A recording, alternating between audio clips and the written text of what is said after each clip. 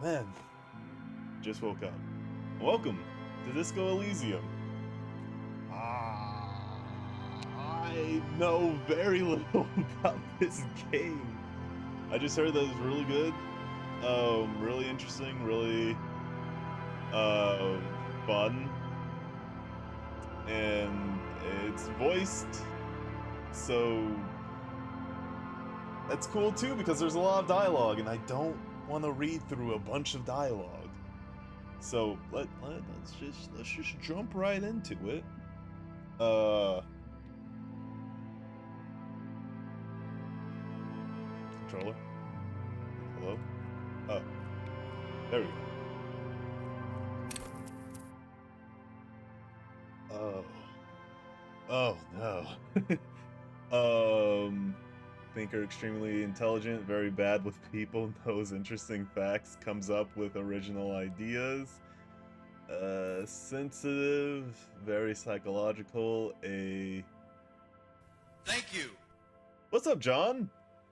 A magnetic personality, but unstable, might begin to lose his mind. What? Physical. Extremely physical, interacts with the world through his body, gets things done, but dumb as a rock. Oof.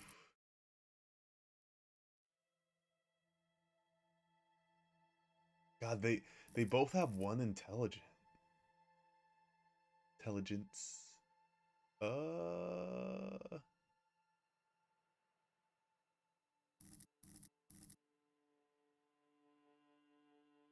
very bad with people. I kind of don't want to create my own because I don't know if that's like bad or not. So we're just gonna go with sensitive. Hi, Scaredy Cat. How you doing? The Furies are at home in the mirror. It is their dress, even clearest water in the deepest something. There is nothing, only warm primordial blackness. Your conscious ferments in it, no larger than a single grain of malt. Oh, You don't have to do anything oh, anymore. Jesus. Ever. Never, ever. Simply keep on non-existing. What? An inordinate amount of time passes. It is utterly void of struggle. No ex-wives are contained within it. This is great. Give me some more. What is this? Happy New Year. Working and lurking as usual. That's okay. Thank you for coming to the stream. What was that about the X something? What? Hi, John. How you guys doing? Hope you guys had a good New Year. Hope you guys had a good Christmas. I don't think I did. I stream. I'm pretty sure I streamed before Christmas or after Christmas. But this is like the first stream of the new year. Hello. I don't. uh, This is great. Yes, it is. Give me more. You got it, sweet brother. Nothing upon nothing upon nothing. I love this. I like nothing. How about you cough up some more of that sweet oblivion? Coming right up, sir. Smooth passage. I don't see. Let's go. Um. Wait, isn't Alonzi let's go? So this in French, so aren't you saying let's go, let's go? I guess that's apt. I guess that's applicable to the situation at hand. I want to get off now. I like pain and the burning light and wanting things from people who don't want to give them to me. I love this. I love this game. Alright, this game's great. Alright, nothing down to fuck all borough. A return trip to silence, please. Let's visit the ancient Zero home. Look, there's. I'm tired of being this type of animal. Who gives a shit? Um.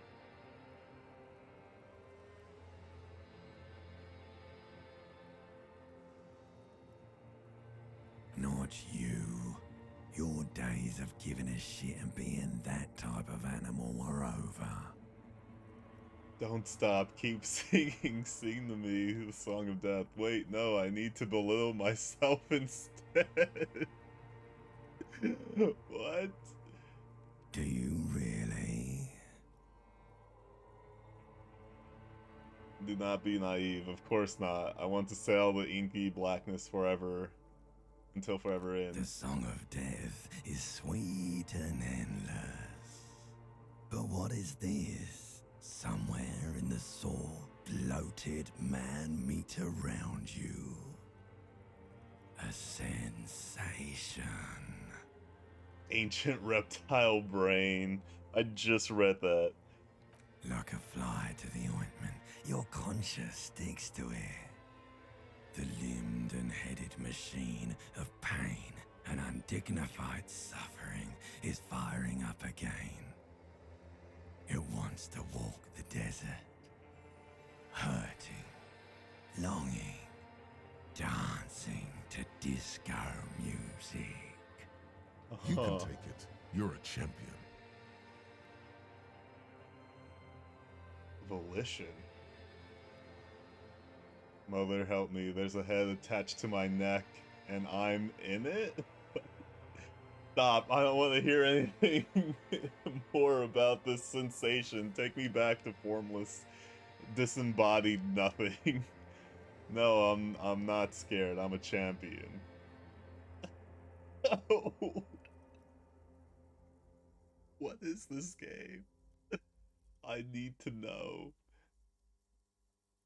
The stench of liquor rises from your mouth, Limbic and system. with it, an ungodly headache.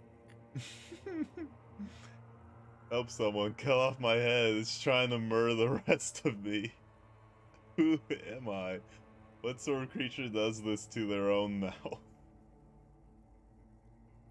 A fiery streak penetrates your skull, trying to force your eyes open. It's a sound, a clarion call from hell.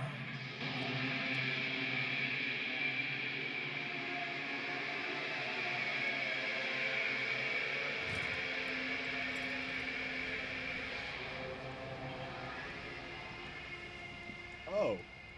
It's a hangover.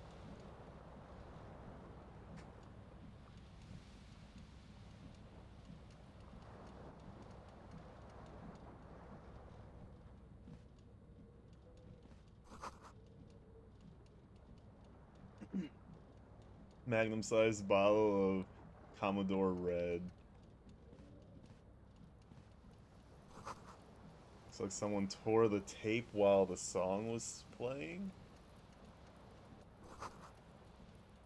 This reel-to-reel tape player is still on, rolling empty. Hold tab to highlight.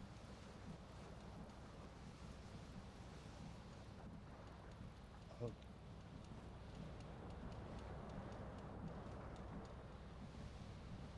Would this be better with a mouse instead of a controller? Probably, huh?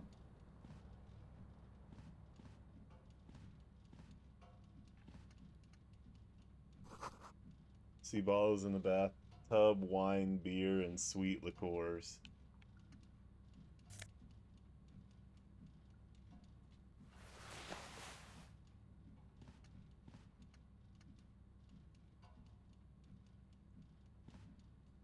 A mirror hangs above a bent and broken sink.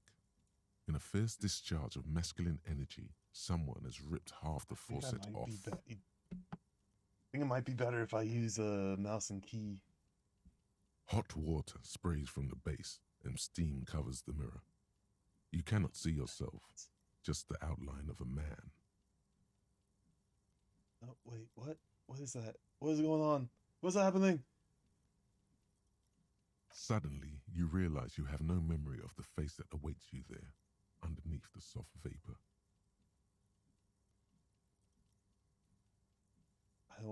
I don't know what that did. I don't know what that did.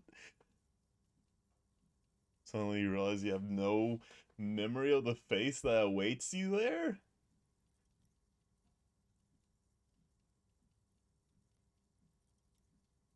As you slowly reach Wipe your the hand mirror. towards the surface of the mirror.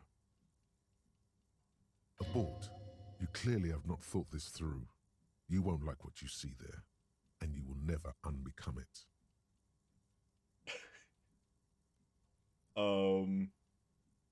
I don't care.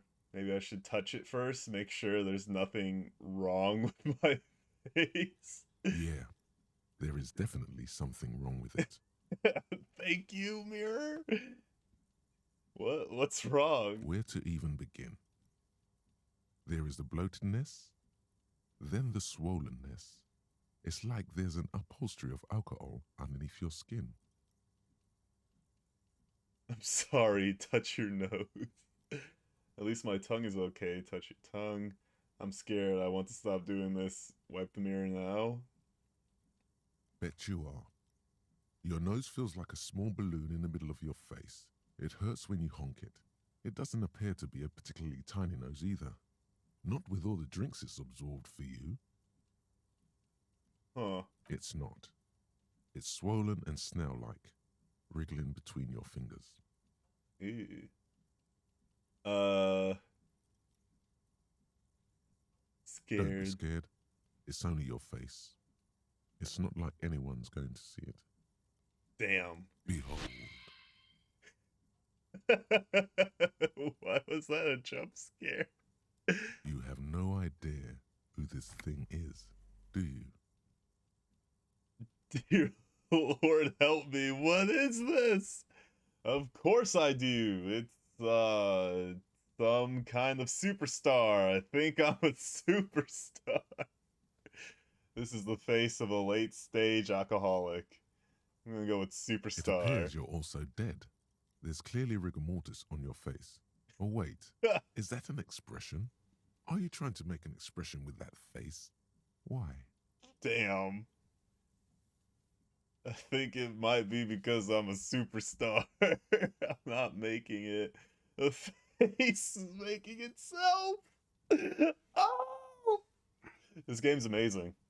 This game is pretty great. I have no idea why it's there. It just is. The thing is because I'm a Please stop. superstar. It's horrible. You're scaring yourself. No, this is what superstars do. You can't, can you? It's like it's not even voluntary anymore.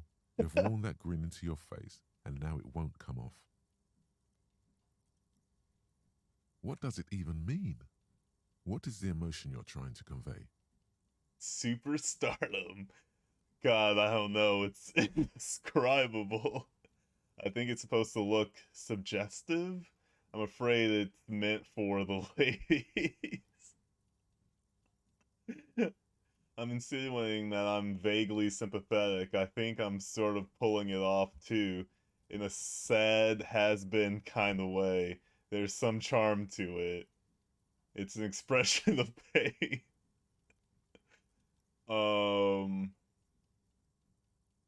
There might have been 10 years ago.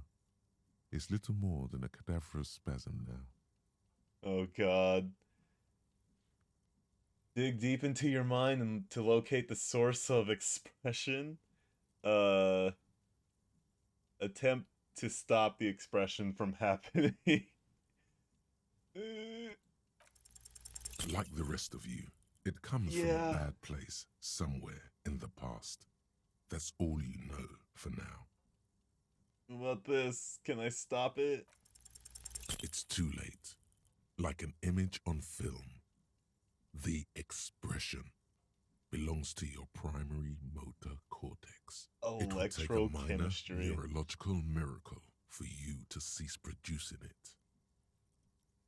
Okay, let the mirror be for now. That's really funny. What's this?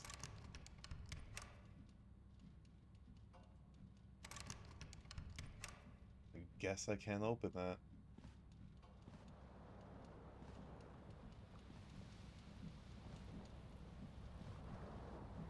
This fan has two chain pull switches. One ends in a tiny fan, the other in a light bulb. A true or Oop. has it been consigned there as punishment? You feel as though this creature is your friend and wants to reattach itself to your neck so that you may continue your adventures together in this strange world. Oof. Let's try to grab it. Pull on the fan, pull on the light bulb. Yeah, let's try to grab it. You swoop up and catch the tie. Snap. It's released from the blade. Warning, warning, the necktie is no longer contained. I have the What you have necktie! in your hand is a fantastically colorful tie with 4 or 5 different patterns. The knot reminds you of a noose. The blades come squeaking to a halt. Oh. A terrible mistake. Turn the lights off immediately. You can practically feel the photons burning a hole in your brain. It's just a little hangover-induced photosensitivity. Don't overreact. Bring it Little on! black spots dance on your retinas. It's almost pleasurable. That's not good at all. Probably should go see an optometrist. Pence! What is this? You hear a jingle. Keys are clinking in the pocket of your flare-cut pants. It says, whirling in rags, on the aluminium keyring. There is a single key on the ring. The number 1 is etched on it. It should open the door. The window stands broken in its frame. Cold wind blows in. The shards face outward. Whatever broke this window came from the inside. I break it with my own hands. A fine web of scarring covers the back of your right hand, but none of it is recent. When More was likely this a been? projectile than a held object. There are no fragments on the floor from pulling a tool back in after impact. Assess the It size. is too large for a bullet, yet too small for a piece of furniture. You're looking for something heavy and larger than your fist. So I know you're supposed to be a detective. Did he throw out what I think he threw out? Like the green shoe that's on the hat rack in the corner, which, coincidentally, is missing its friend. Congratulations, you smashed the window with your own shoe. Now you only have one. If you're lucky, you can still find the other on the balcony outside. The door to it should be outside your room. Maybe it wasn't me. I should go and get the shoe. I don't need it. I don't need anyone. You mean someone else took your shoe off and smashed the window with it? Yeah. I should go The get cool the shoe. wind gushes in. Your toes curl up from the cold. You got some experience, though.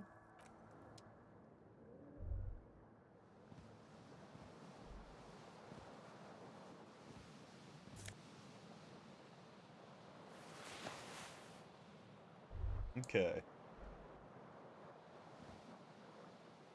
So can I still not open this door?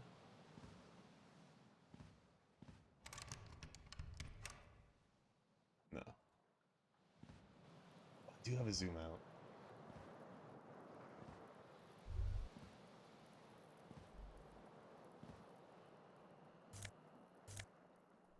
I'll have one the left shoe.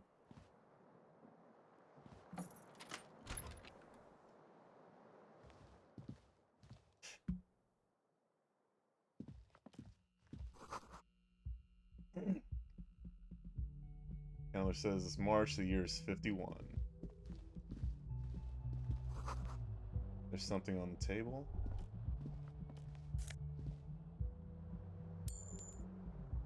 Money! I got money. They said the balcony outside. Oh, there it is.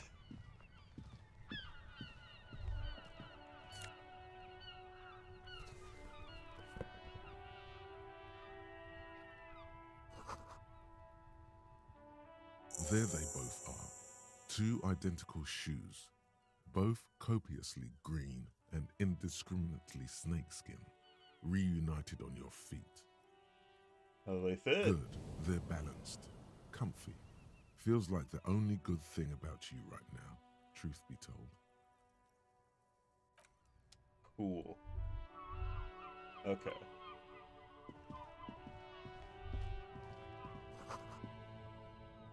Smell the sea makes you dizzy.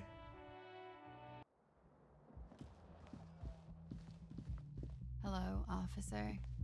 Hello! The young woman raises a cigarette to her lips. Officer? Am I a military person? Does he really not know? Does he have amnesia? Turn your blow face away from her beauty, and just keep walking? No. Seems perplexed by your question. There's only one solution to this. You're a businessman.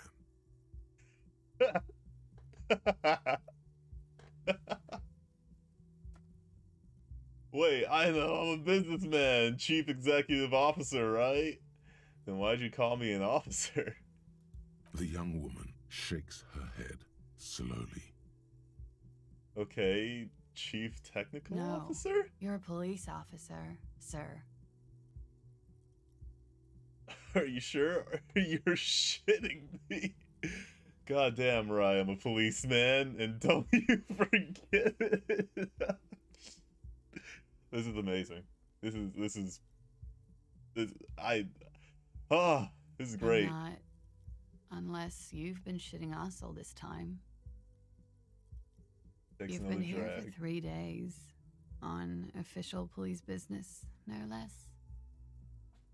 And what business is that? Couldn't say. In truth, so far, mostly drinking. Well, I don't remember being a cop or anything else. Who in their right mind would let me be an officer of the law? Try the expression on her and let her know you want her physically. Oh my god. I kinda wanna try it. I kinda wanna try it. This is a red track. It cannot be retried. The words have already left your mouth.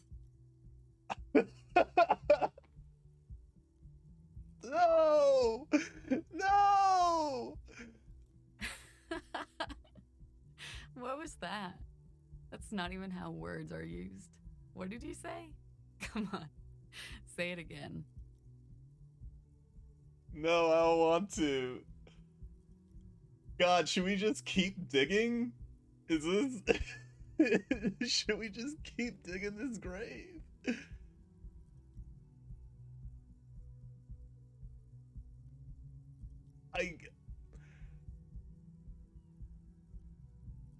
I wonder, because if you say that you don't want to, I'm curious if it just like just disregards everything and just goes back to the regular choices. I'm gonna keep digging. We're gonna keep digging. No, you see, that's not what you said. You said... Come on, man. Pretty, please. One more time. Don't back down now. Say what you said again, proudly. This is amazing. Oh, this is amazing. Goddamn right you did. You crazy asshole, you. What kind of cop are you? I'm a cop of the apocalypse. Superstar cop. It's been established. I'm sorry, I don't know why I said that. You're pretty. I'm sorry. I'm the sorry cop. Oh, God. Not sure I'm a cop at all. I sure don't remember being one. I think I might have lied. Um, Cop of the Apocalypse is pretty good. With Superstar Cop. That's Okay, that's cool. Or if I can just maybe ask you to elaborate on that superstardom a tiny bit. it means I'm a bloated old drunk with sideburns and disco pants. If I don't have a joke up my sleeve, it's on me. Aw. I sincerely think I'm a superstar. It's a theory I'm developing. I have certainly been entertained. Thank you. Whatever you are, you should stick to it. Otherwise, it's gonna suck for you later when you have to interrogate me.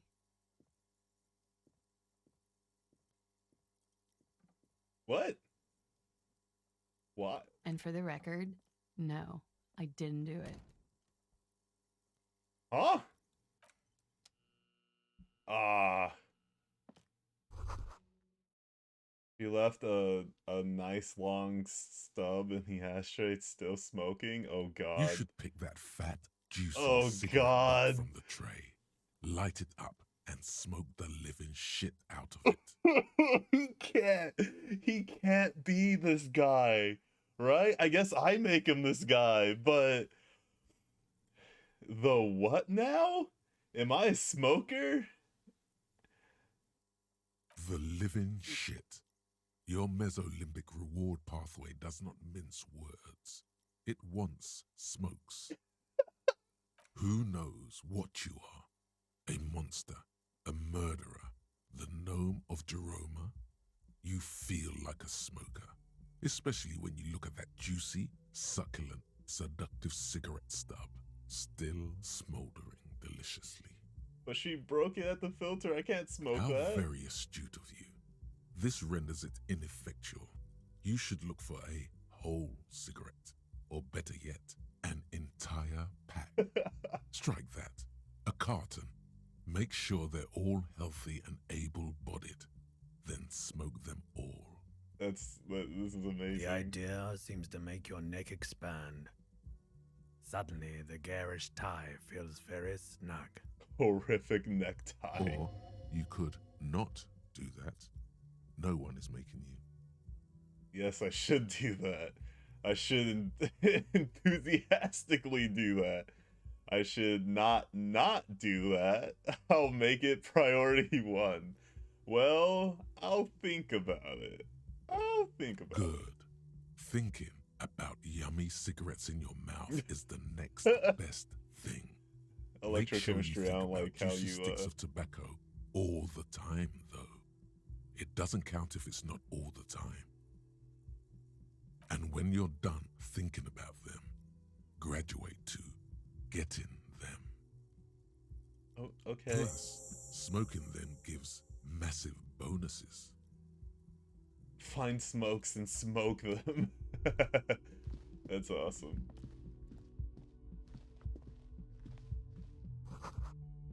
Make an edition of the satirical newspaper Trompe la Made. Hope I said that right. I probably didn't. What? Where am I?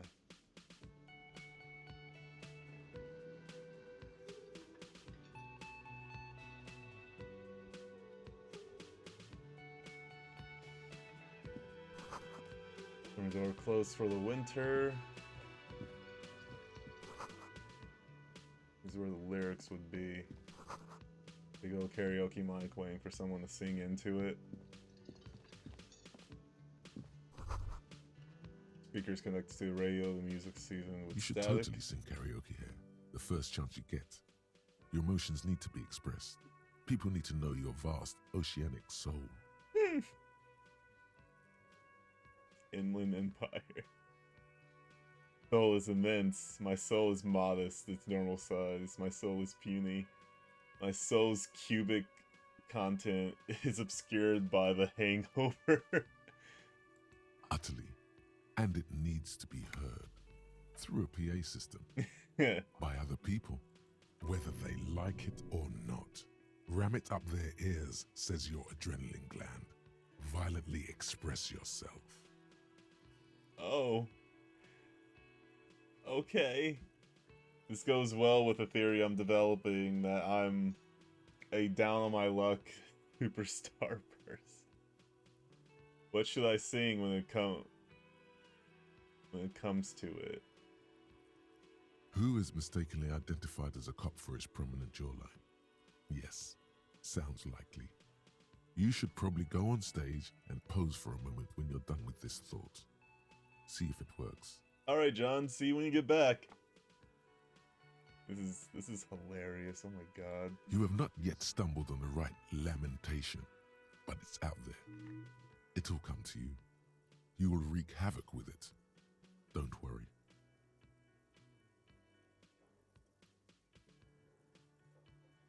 Lamentation sounds good. They'll really get a gauge on my soul with the hat. I was thinking maybe I could sing something happy, get people going.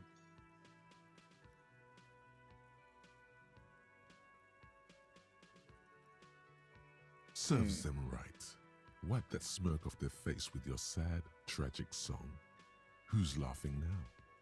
No one. You have to find something tragic to sing first, though.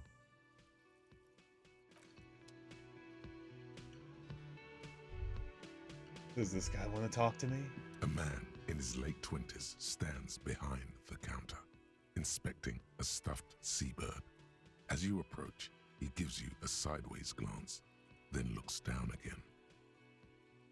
That was disdain in his eyes. Even now he is purposely ignoring you. Looks like he's not a fan. Since you're not a fan of mine. Look at the stuffed bird. Are you the bartender? Oh no, you're a hero. A real hero cop. So not only am I a cop, but I'm also a hero. Yes, you are. A real decorated hero. What did I What do? did you not do? First you took the body down, then you solved the murder, then you didn't trash my hostel room. Maybe you even negotiated the strike. Oh my god, I did all those things. I'm guessing I didn't do any of those things. Now I appreciate your tone. This is no way to talk to an officer. Ooh, getting a little authoritative.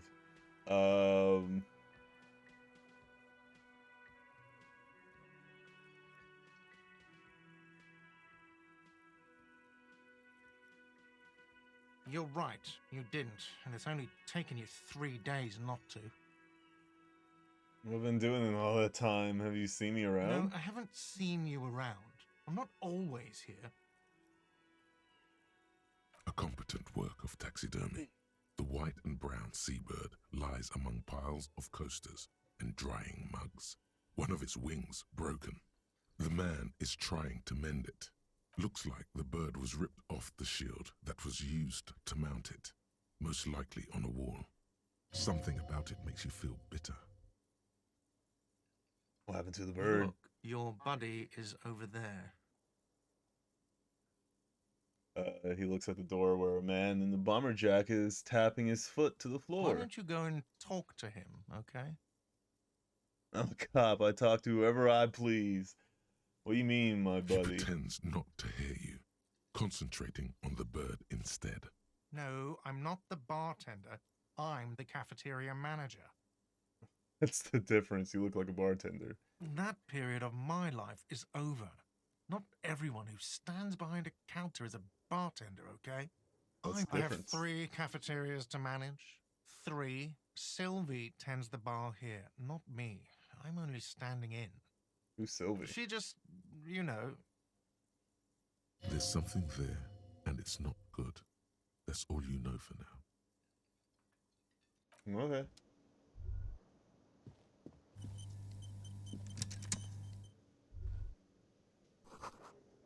He's wiped clean. Only word Monday's written on it. Water cooler. Large bubbles rising from the surface. Soft purr of an electric juicer comes from the kitchen. Someone's working. The door is bolted. The sign reads kitchen reserved for personnel until 1?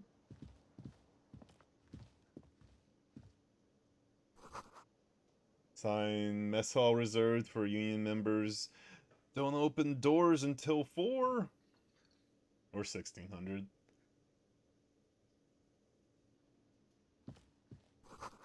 Royal pinball machine unplugged.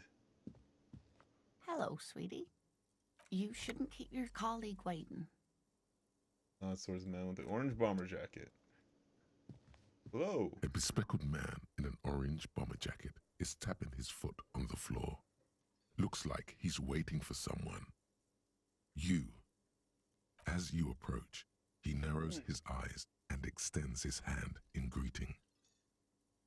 If an assault were launched on this building right now, if the windows came crashing down and the whole world descended upon you, this man would hurl himself in death's way to save you. You are sure of this, but why? Hold on, who is he to me? Shake his hand. Don't shake his hand. He is your half-brother. Hello, I'm Kim Kitsuragi, Lieutenant, Precinct 57. You must be from the 41st. You realize he's waiting for your name.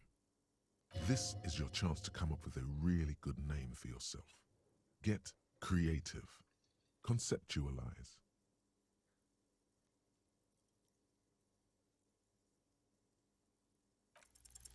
Concentration makes you squint your eyes. Your name Really? should I be deep succeeded. gold and orange, like a forest fire looming on the horizon, but mixed with the stench of liquor rising from your breath. You're 2 steps closer to it, but there are still many to go. It's not yet time. I don't really know my name. Okay then. It's not yet time. It looks like we had a little scheduling error on Sunday. Saturday too, actually. Have you had time to talk to the manager here? You mean him, not toward the cafe manager? Yeah, I just talked to him. No, I haven't. There must be some kind of misunderstanding. You're taking me for someone else. If you don't mind, we should talk to him again. Ask him for a rundown of the area. Now that I'm here as well. I understand the scene is out back, right? It also wouldn't hurt to assure him the police are finally here. In full force, I mean. Have you mapped out the initial interviews? Yes, the police. I'm aware. I'm a policeman. What interviews? I have. Yes. Right. And the interviews? At the 57th, we like to prepare an initial list of persons of interest, and then just skim the surface. Prepare the field, get to know the players. You don't do that? Maybe it's not an inter-district practice. He gestures with his fingers.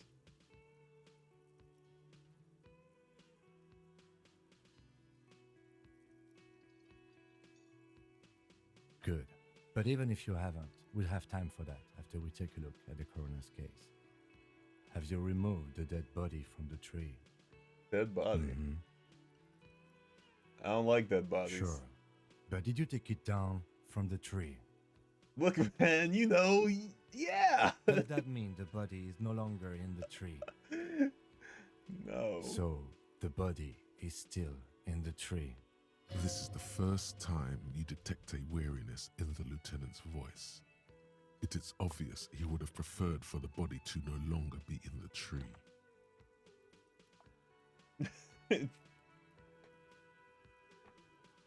Where it has been hanging for 7 days straight. We should go there as soon as we are done talking to the owner. What if I told you I'm not really a police officer? How can you be sure I'm from the police? But I can't remember anything. What we're supposed to do again? Let's get going then. If I told you I'm not We a all police feel officer. that way sometimes. There is no such thing as a police officer, I'm afraid. What remains is that there is a dead body in the tree. Someone has to figure out who put it there. If we don't, no one else will. But first, we have to take it down. How can I you be was sure? sent here to meet a detective from Precinct 41. You have the insignia of the Citizens Militia on your sleeve and on your back. I suppose you could be impersonating him. You could have gotten the insignia from the black market or forged it. But for now, I'm going to set those possibilities aside. I'm not from the Inspectorate General. Said insignia, these white triangles, you mean? Internal affairs. And I'm not them. I'm from criminal investigation. Oh. Huh. Yes, But they're just white they're triangles. not just white rectangles. They bear a halogen watermark with the letters RCM and a pattern resembling the street grid of Revachol West. I would ask you to step into the headlights of my motor carriage, but again, it's none of my concern. I just need you to do your job. But shouldn't I have a badge or something? You mean you don't have a badge? It was not on me when I woke up. Pretend you found it. I have my badge. I'm a policeman. I have my badge. Ooh. Ooh, we are in trouble. Losing your identification card is a serious matter. My vehicle has a shortwave. You can use it to report your badge missing. I would advise you to locate it as quickly as possible. But I can see you drank last night and the night before, and that you are still drunk now. But I have seen officers go through worse. Much worse. If you need something for your headache, there is a general store nearby. But as I said, the dead body should be our #1 concern. A painkiller would be good about now. This thing is pulsating with discomfort. The best cure for a headache is, of course, morphine. They won't have that. So cigarettes will have to do. He's still on cigarettes. What were we supposed Talk to to do the again? manager. Then we go out back and take the body down. Let's roll. To you, officer. Lieutenant Kitsuragi is now in your party. You can talk to him whenever by interacting with him.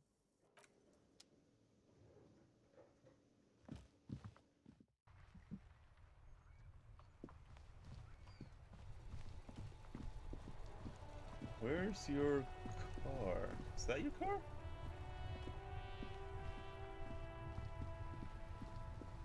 Before you stands a motor carriage. The bodywork is covered in blue and white livery, bearing the number 57. Vapor emanates from the large engine on the back of the vehicle. It hasn't had time to cool off yet. In the cabin, you are welcomed by a set of steering levers, a radio microphone on a hook, a pull-out toolbox under the seat, and the soft glow of the fuel preheater gauge. Huh. Pick up radio, pull out the pull-out toolbox, run your finger over the steering wheel lever, tap the fuel preheater gauge. Kim, what are we looking at? What is this machine? This is the Kupris Kinema, my motor carriage. You can use the toolbox and the radio if you'd like. Motor carriage, motor carriage. Something bad with a motor carriage. A dark lump rises in your throat. What is the sinking feeling I have with the word motor carriage?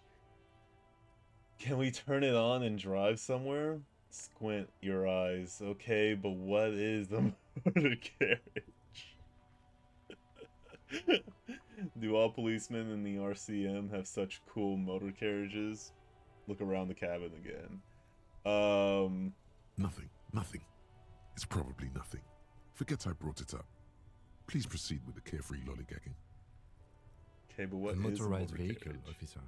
I'm sure you are familiar with the concept. We've had these for nearly a century. No, I'm afraid not. We have a murder case on our hands, remember? I love that Kim's just like he's not like just yelling at you and being like, are you fucking for real? He's just going along with it. He knows it's dumb, but he's just like, The Kupris Motorcar does provide most of our patrol vehicles, yes.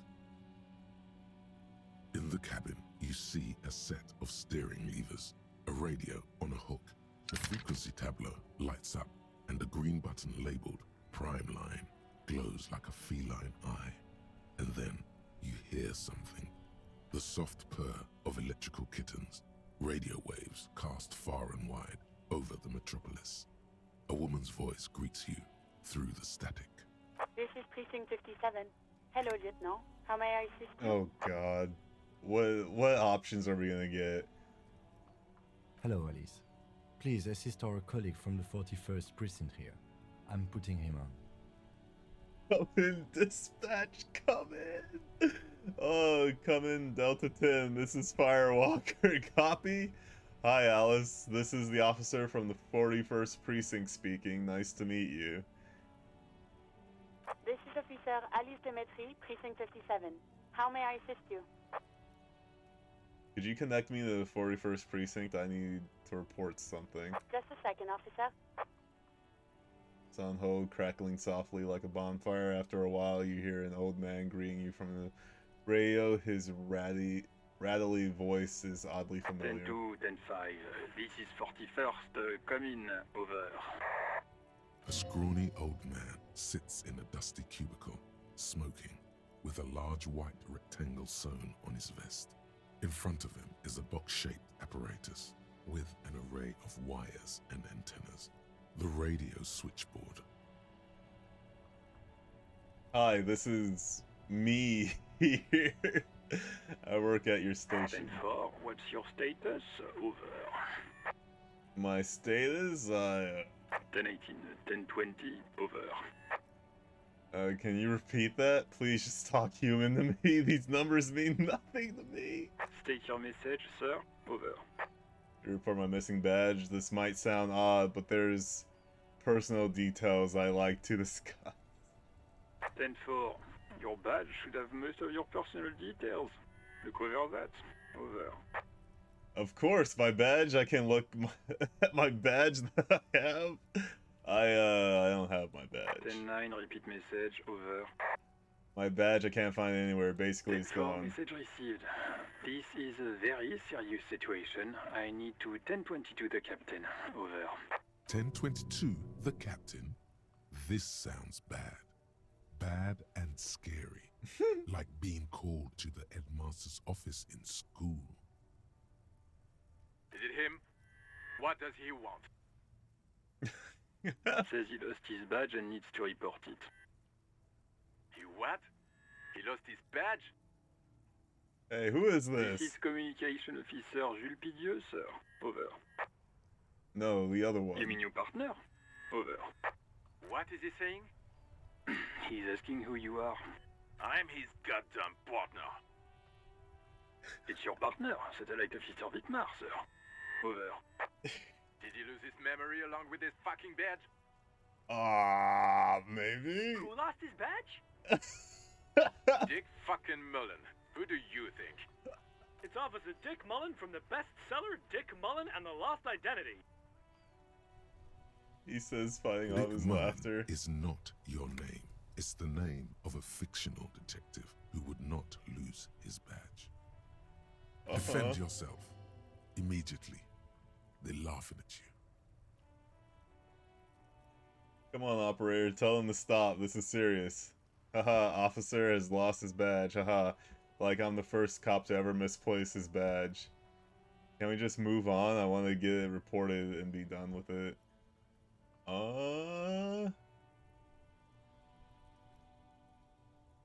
He says this has probably happened to other policemen before him and laughs sarcastically. I love this guy, Jules. Jules is great. Oh goddamn it.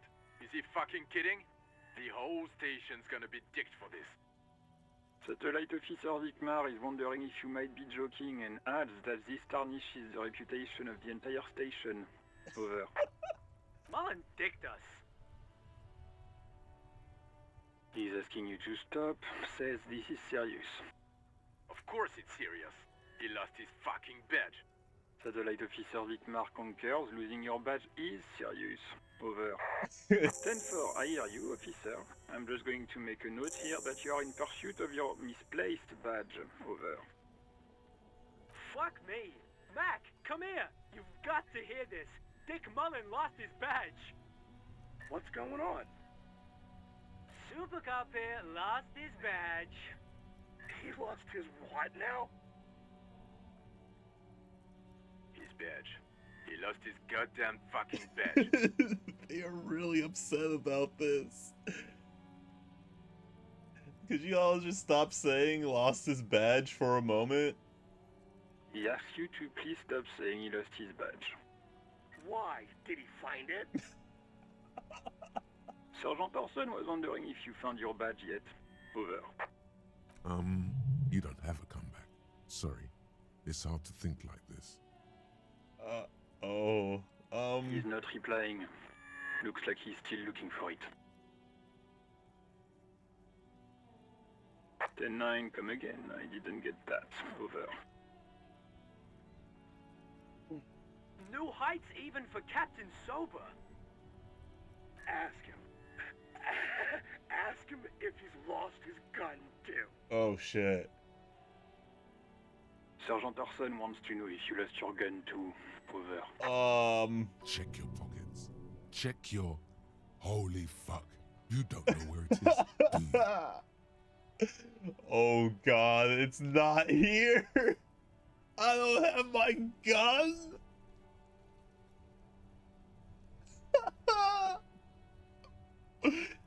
Oh shit.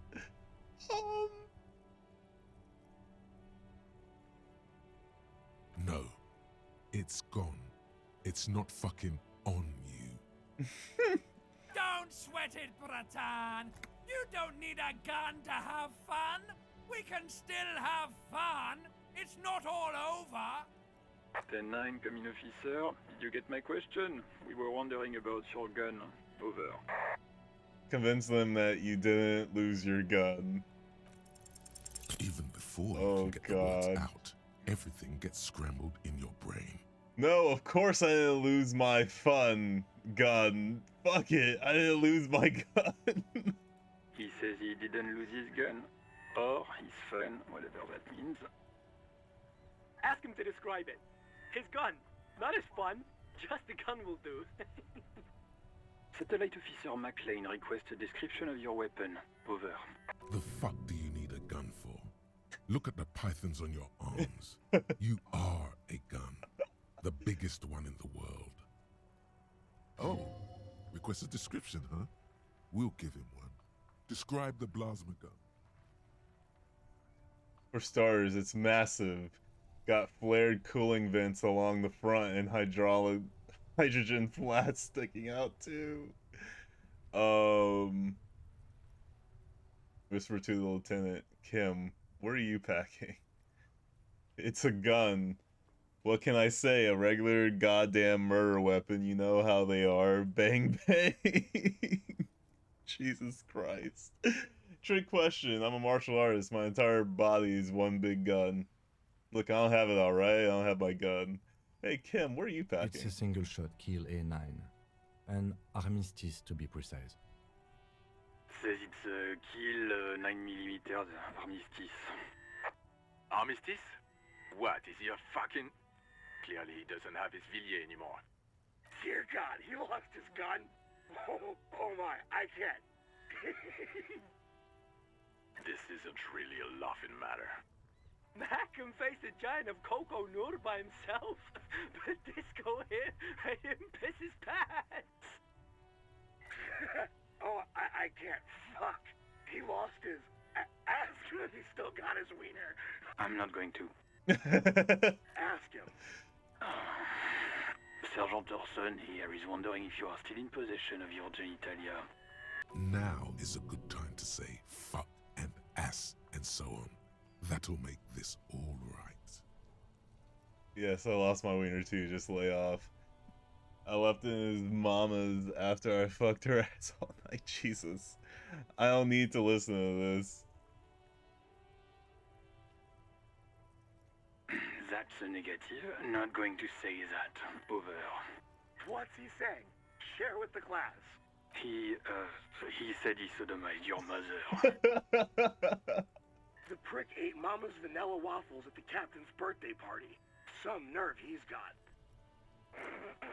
Sure her vanilla waffles were the only thing he ate? Shut up, Chester. This isn't funny. This is my mom we're talking about. Tell him to apologize right now. I like how Jules is like the middleman of this Sergeant Orson conversation. requests that you apologize for the claims that you made about his mother. Over. Hey, if you don't like the Fallout, maybe don't fuck with the Firewalker. Oh shit. Okay, tell him I'm sorry, it's just banter. I thought that's what cops do. We'll apologize. He says he's sorry and didn't mean nothing by it. Okay. Tell him to find his goddamn badge and gun. That's the only thing that matters here. Satellite officer. No, I think I'm good. I think I'm good without my gun. Thanks. I'm going to report that you are in pursuit of your service weapon. Over. in pursuit of his. Officer, do you need further assistance? Over.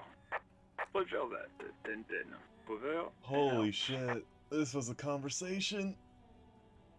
18 kilometers to the south, in the 41st Precinct's relay booth, a small crowd has gathered around Communication Officer Jules Oldboy Pidier, around a dozen cops. The small room is filled with cigarette smoke, abuzz with laughter, when Officer Judith Minot enters. Her left arm is in bandages, and her hair trimmed short. What is going on here? Did something happen? What happened is my partner made contact. God. It's not good. He's lost his badge and his sidearm. He seemed confused, delirious even. Mac, the torso Torson, is finger-fucking his fist, laughing hoarsely and apparently telling some dirty story to his partner, Chester McLean, near the entrance. Yeah, Mullen was fucked, alright. Sounded fucking drunk to me. Yeah, Mac's right. That was some gnarly shit there. Enough! None of this is funny. It's fucking sad. That's what it is.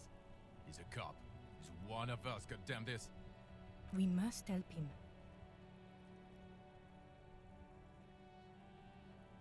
Yeah? How do you fucking plan to do that, huh? Get him off the drink? Go jogging with him in the morning and get him on carrot juice? He's a lost man. I just know we can't give up on him when he's at his weakest. He wouldn't. Mac, man the door. You know what he told me? I don't want to get better. I want to get worse. Those were his words. This shit does not leave this room. Not a word of this to the captain, or anyone else. We'll give him a couple of days to pull his shit together. I guess I can hold off the report for a few days. Good. Okay, everybody. Nothing but a prank call here. We all got our laughs. Now get back to work. So I have to go find my On the gun other and side of the badge. motorway, the officer quietly hunches with his hand in the motor carriage.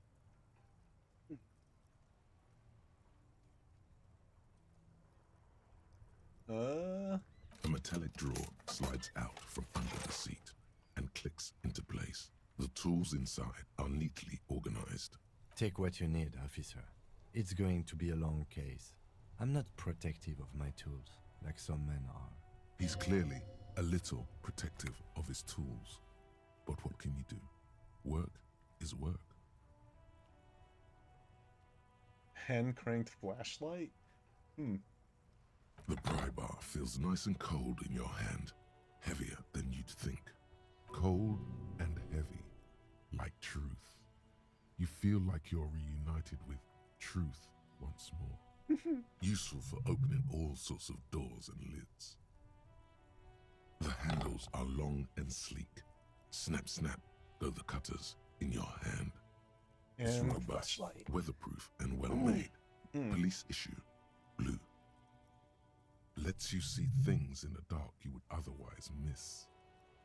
Thanks. The pull-out toolbox slides back into its nest. Preheater gauge casts a warm glow on the steering levers and the radio on its hook. The white suede feels luxurious under the touch, and the metal clutch handle so very familiar in your palm. As you tap on the gauge, the indicator pin jerks as if startled. It's in the large orange sector, indicating the engine is warm. Next to the gauge is a red switch labeled heat. There's no use pressing the heat button. It won't start without the ignition key. Alternative translation: don't even think you can drive my MC. Okay. Jesus. We haven't even gotten to like what we're doing. Pigs go home. The RCM in Martinez. What can I help you with?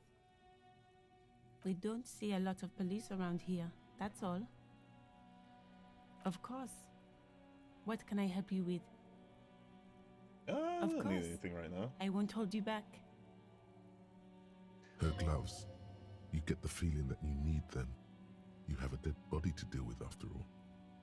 Can I borrow your gloves? Sure, keep them. I have another pair. Oh, thanks. Wow. Okay.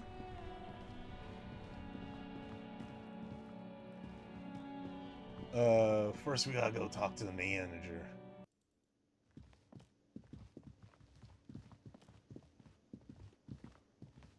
The man with the unimpressive beard notices you approaching. He drops. Mr. Gart, right? You run this place. Yes. I am Kim Kitsuragi from Precinct 57. This is an inter-district investigation, so joining me from Precinct 41.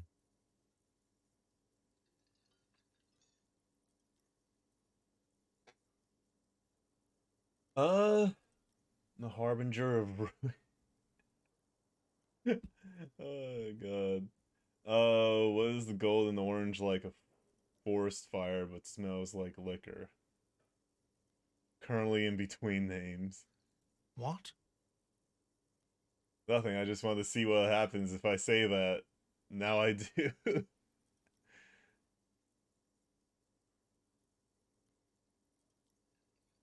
The glomming, I am it. What is this? A joke to you? Is this what you get when you call the police now? This guy? We've been waiting for a week here. Sir, I understand your concern, but we are here to do a job. And for us to do it, I need you to stay calm. Yes, of course. For a moment, the cafeteria manager fidgets under the lieutenant's gaze. Then he gives in. I know it took us a while to arrive at the scene, but it also took you a while to call us. It was you who placed the call, correct? Yeah, so Kim is like... No, I only just got here. It was probably Sylvie who called you. She usually works the bar here. I'm only temporarily taking over her duties. Do you have her number? As a matter of fact, I do. You said you just got here. From where? Are you a local? What, of Martinez? No, I live in Jamrock. Kim is like I your only straight-edge sometimes cop. come here to keep an eye on the And place. This is just one of the Oh, many, we are many a royal cafeterias fuck I up. manage. But you still know your way around, yes? In case we need directions. Yes, I know where some things are, but as I said, I don't live here. I just used to work here. And I'm not going to start working here again, if that's what you think. I didn't imply that. Detective. Who, me? Yes. I have everything. You? Oh, you mean, do I have questions? Yes, yes. He means, do you have questions for me, like a police officer would? Where exactly Behind is the this body? building, there's a courtyard. They hoisted him up on a tree there. And how do we get there That's then? easy. See that door there? First you exit through that. Then to your right, you should see a big hole in the fence. A really big one. You can get to the courtyard through there. No need for the keys. The hole is big enough for the Franco-Nigerian cavalry to fit through. Oh, okay. Does he want you to feel guilty of making that hole. It's implied in his voice. Yeah, he seems a little agitated by us. I don't know why. We've been nothing but nice to him. I don't know who killed him. I'm not the police. That's your job. Did you kill him? What are you, crazy? Of course I didn't kill him. Suddenly you tense up. Blood is being pushed to your muscles. You should hound him on this. Hound him hard, the prey drive says.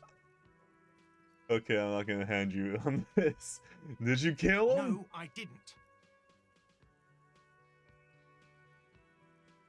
You can tell me.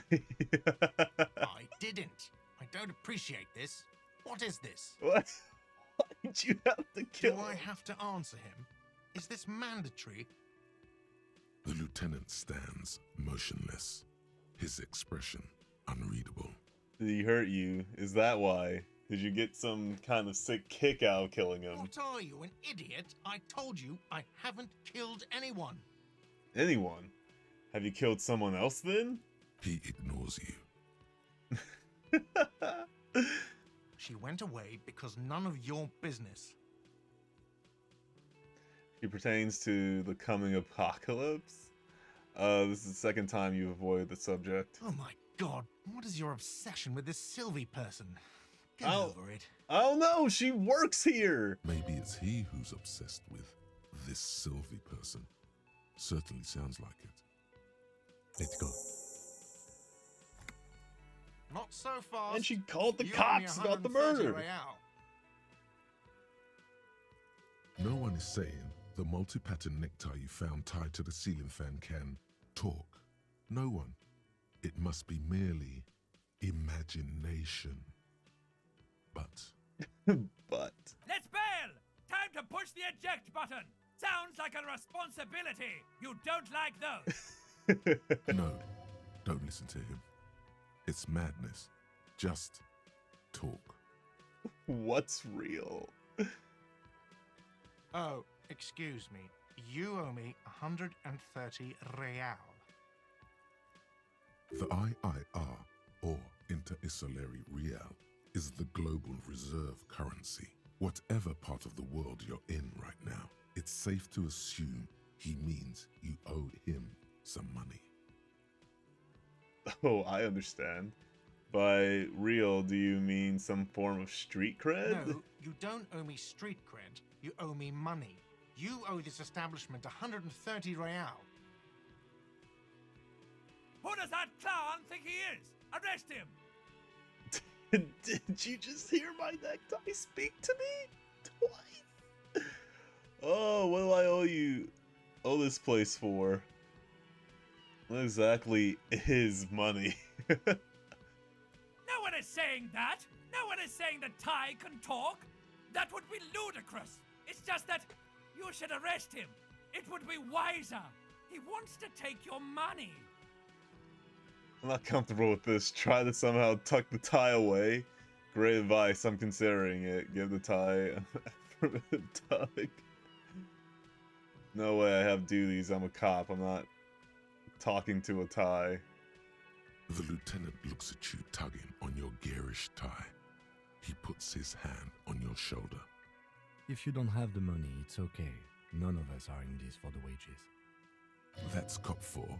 I haven't offered to pay because I don't have any money either.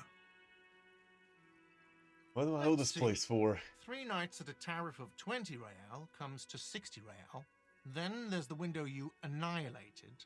The hole in the window was the first thing I saw when I came to work. So don't try to tell me you didn't. That will be 40 real in damages. Another thing you've annihilated is half the bar. You've run a tab of 30 real. Actually more, but we'll round it down to 30 for your hard work maintaining the stability and order of Revachol. That's 60 plus 40 plus 30 equals 130 real. And yes, real is still money. But what exactly is money? What are you, a philosopher? Actually, I might be. Since I woke up, I have trouble remembering even the most basic concepts of reality. No, I'm just getting my bearings. Actually, I might Money be. is what grown-up people use to pay for things. Things like this hostel room or 8 bottles of potent blend. and 9 packs of Royal Extra. We use it for everything, really. Interesting. Where do I get it from? Why do I need it? Proceed to show him the coins you found. Is this money? Proceed, but don't show him the coins. They're yours. Interesting. Where do I get it from? Are you serious? From your work? I don't know. You can take bribes, I guess. I'm sorry. I don't think cops can take bribes. Some do take recompense, but only to survive. Why do I need it? For survival, to pay me. Unless you want to become a hobo. Do you want to become a hobo? There's nowhere else to stay in Martinez, and it's a cold spring outside. Money doesn't make you happy, but it lets you be unhappy for a while longer. If you run out of money, you die. It's like that for all of us. Me too. That's why I need you to pay me. I'm not an asshole. There's a shuffle of nylon as Lieutenant Kitsuragi looks for something in the pockets of his orange bomber. I'm sorry, but he has to pay. I can't let him stay here any longer if he doesn't. If he doesn't have the money by tonight, then... Officer, maybe you are better off working this from home for now. You live in Jamrock, right? It's not that far away. Isn't there somewhere else I can stay around here? I don't have a home. I don't remember where my home is. Fuck this place. I'll take my chances on the street. I'll see what I can do. You mean somewhere else to run up a huge debt? I don't think so. The union squeezed most places out of business to fund the strike. You're better off home. Officer, you really need to take this up with your station. I have a shortwave radio in my car. Call them, ask for assistance. We have to get this investigation started now. I don't think I want to talk to my station about this. Good luck. By the way, where is home? The address is coming up blank, and this place sure isn't it. Oh no, I do have to talk to them. But you've been at this hostel cafeteria for only 3 nights. Where were you before? You had to be somewhere. I don't know, near south maybe? Far away, up on Marvel Hill. You don't really know, do you? I don't. Does that mean I'm homeless? I have a vague blackened image. South, maybe. Doesn't sound like somewhere you can stay if you run out of money. Maybe I can trace my way back somehow to the exact street, the exact number on the building. I'll live in the dumpster. I don't care. Fuck everything. Hobo cop. Hobo cop. Entertain the thought when you get the time. Maybe being a hobo and a cop has its advantages. I'm a hobo cop. This game's great.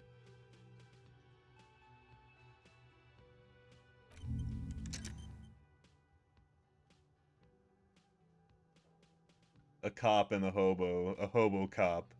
Upsides can be disabled, doesn't have to wash, carries himself with large gusto. Hobo cop doesn't need anyone or anything. No one can kick you out because you don't have a home. Never pay rent again. Never again here. You're drunk. Why did you even come here, Harry? Go home. You're embarrassing yourself. Downsides? Are there any? I mean, seriously, give me one. Oh, God. Hobo cop. Okay.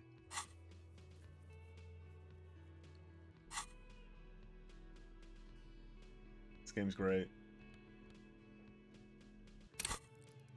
How do I get back? Oh. Alright. Let's go back out.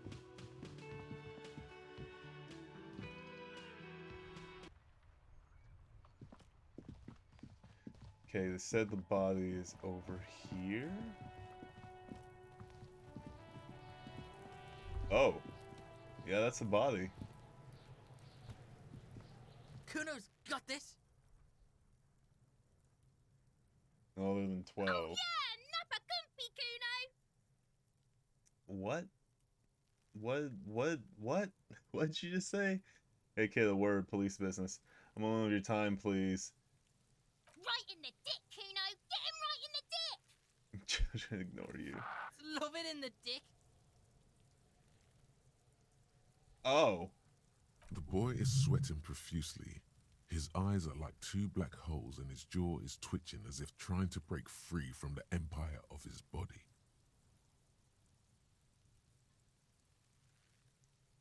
That's a pretty good description. Hold on, what does that mean? Stop throwing rocks at my crime scene. Stop using slurs at my crime scene. That's not how we do it. Can't talk, pig. Shit's coming up strong. Throwing rocks. Shit coming up strong. That sounds good. Joyous. You should hang out with this kid and see what that juicy shit is all about. What? Juicy what now? I mean drugs. The kid's on drugs. Okay. Yeah, Kuno. Ride the lightning, Kuno. Kuno's riding at sea. I set from his brow, sends another rock flying. Kuno. You should throw the rake at him, Kuno. The fuck? Does Kuno know what a rake is? Kuno's not a gardener. What is this? What is happening? Kim, what should we do? Are you kids siblings? Kid, you want to hang out? I'm not a narc. Look, I have questions for you.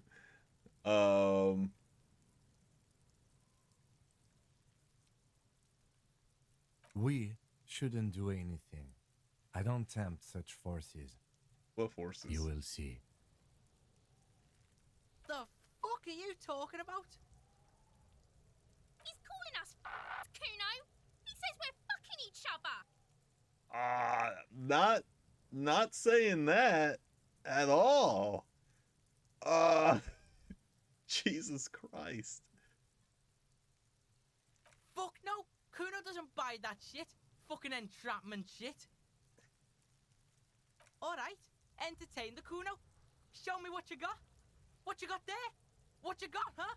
Show me what you got. Kid, you need to calm down.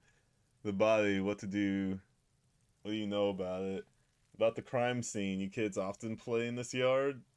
I gotta ask, who's Kuno? Shitload pig. What's your question? Don't tell the pig shit, Kuno. Kim? If I were to want to waste my time, which I do not, I would ask them who he is, how he got there, and the usual. You have no idea what the usual is. Just ask whatever comes to mind. Do you know who he was? Do you know how he got up there? Have you seen anyone suspicious around?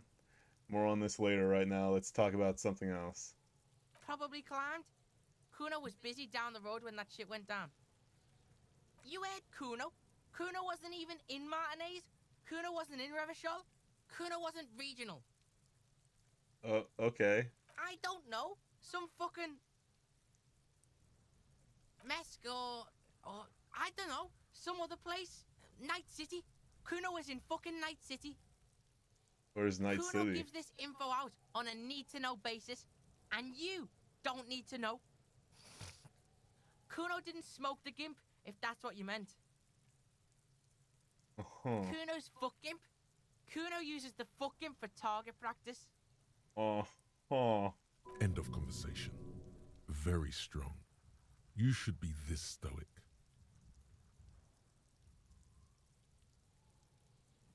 Have you seen anyone Just suspicious? a couple of pigs sniffing around in the dirt. That seems pretty fucking suspicious to Kuno. Yeah, you tell the faggoty, Kuno. Jesus. More on this You're later. testing Kuno's patience here. Get lost. I want to discuss the body with you again. About the crime scene kids often play here. Right, pig. This is where Kuno plays with his little wooden choo-choo. What do you want with it? Yeah, whatever. Kuno doesn't give a shit. Guys, who's Kuno? Kuno, pig. Kuno. Primal. Violent. Kuno sounds like something you call a rabid dog. Cujo?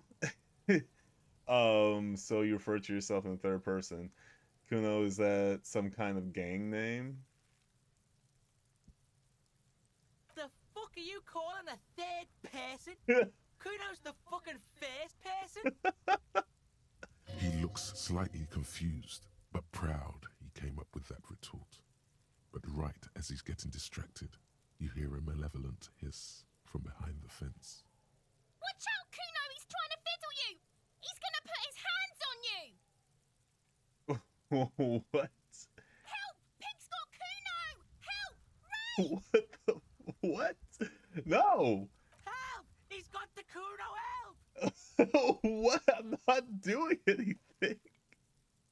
Everybody, please! He's digging his dick out! What the fuck? Escalate, Kuno! His dick is out! You're afraid! Pigs in here, Kuno! Somebody, please!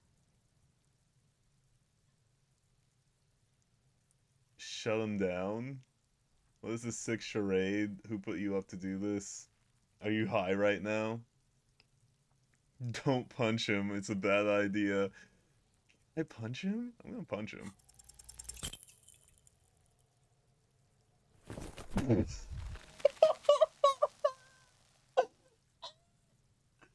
No! You didn't shut him down.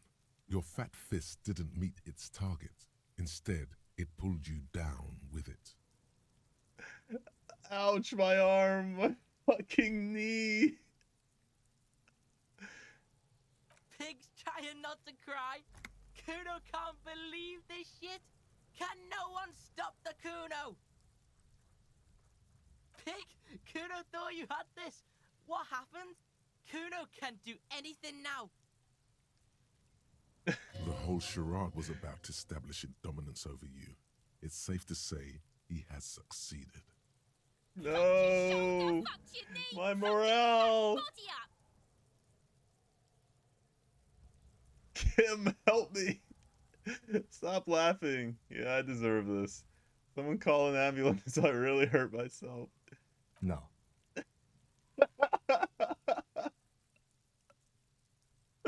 Thank you, Kim. Yeah, laugh it up. Let's just get back to it. You have any idea of the shit you just got yourself into, kid?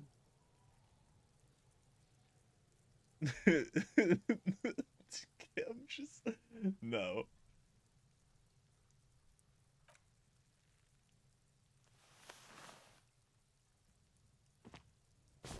I just realized it's raining. Kuno's just gonna beat the shit out of you again. I told you not to tempt such forces. Now, how about we go and do something worth the public's time? Smell like spoiled meat and curly dairy. Human being composed. Look, see? It's the fucking war pig. You belittled yourself before the Kuno.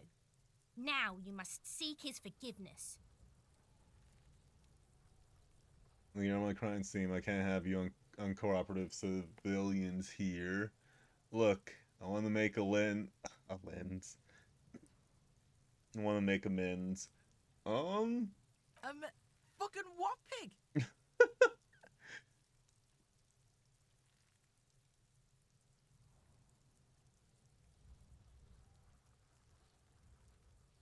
Cool what? What the fuck is wrong with you? I think you broke his brain when you fucked him up, Kuno. You better come up with a way to make Kuno forget you tried to fucking hit him, piggo. Please don't waste time on nonsense. The lieutenant does not approve of this at all. Don't listen to the blind fuck, piggo. You're doing the right thing here, trying to get Kuno to like you again. You can pay tribute to Kuno with drugs, or cigarettes, or some wheels. Kuno could use some wheels. Motorized carriage shit. What are you doing? I need to make a truce with Kuno, offer him something. No, you really, really don't.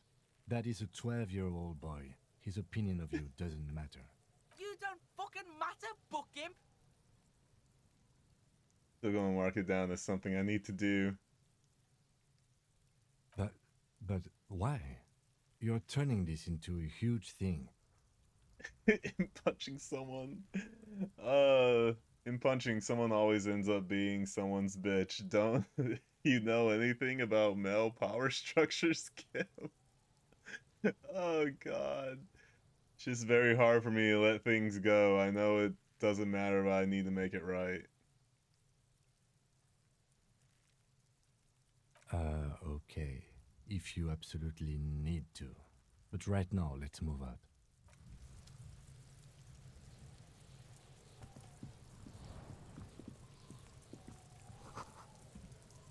Letter R, where's crown? Ribbon, light above descending. Kuno, the pig's getting pretty close to me. Come to snuff my shit out, I think. Looks like it's time for me to go, Kuno. Pig's come to take me in. She means it. The fear is real. I'm going away for a long, long time, Kuno. Going away for life. What? What's going on there? Fuck are you trying to pull, pig? What are those strange words you use, girl? Hey kid, child, converse with me? You there behind the fence. I come from the woods, good Davidu. You don't want to go there with me. You don't want to see what I've seen. Don't be traumatizing her. Get the fuck out of here. What's going I'll on? die before I squeal, pig. What's this kid shit? Fucking mind games. I'd rather die than squeal. Get the fuck out of her face. You got done. Talk to me. I'll die before I squeal, pig.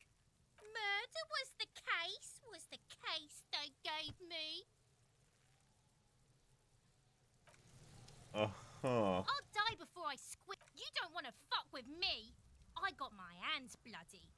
I'm not here, pig. You're not seeing this.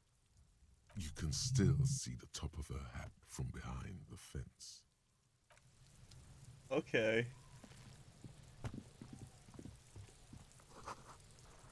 His ladder's rickety, but still climbable. Someone's trying to grow herbs in the greenhouse. Ooh, what's that? Huh. Magnesium.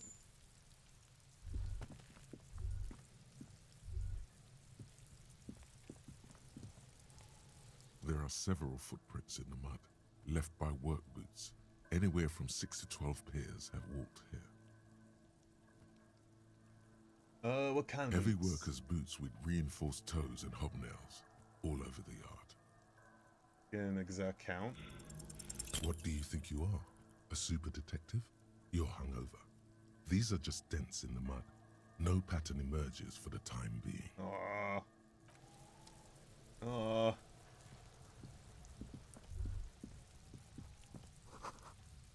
Winch mechanism oxidizing for some years. An inconspicuous pile of the roofing material, Eternite. What It's is this? nothing. Someone just left some roofing material slanted against an old shack. Because it's nice and orderly, well-laid pallets, easy on the eyes. No, there's more to this. You get this strange feeling. What Hard feeling? to say. It's gone now. Feelings pass, you see. Especially the small ones. Oh, I need more perception. Okay, let's look at the body, but first... Didn't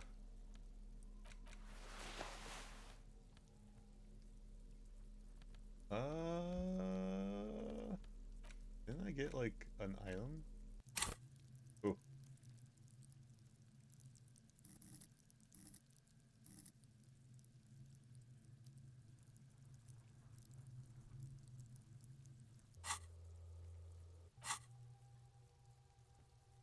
No.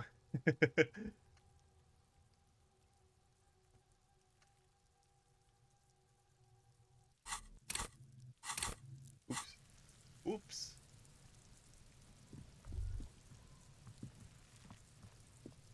The corpse looks at you with bulging white eyes. The face around them does not look human. It's swollen and ready to burst. His lips are fish-like and his tongue like a ball gag in his mouth. Oh. You seem to be holding your breath. Look down. A cargo belt twists his neck at an unnatural angle. The body below appears stiff. It's letting out an ungodly rot. The smell seeps in even through your clenched nostrils. Jesus. God, what is that? Why is it so bad? Active decay.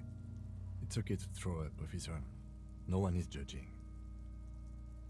He's about to blow! Cock's gonna blow, Kuno! The smell is repulsive. It pushes in from your mouth, more instant and more familiar than anything you'd expected, more fever than odor. It fills your mind, flushing you from within. Ew.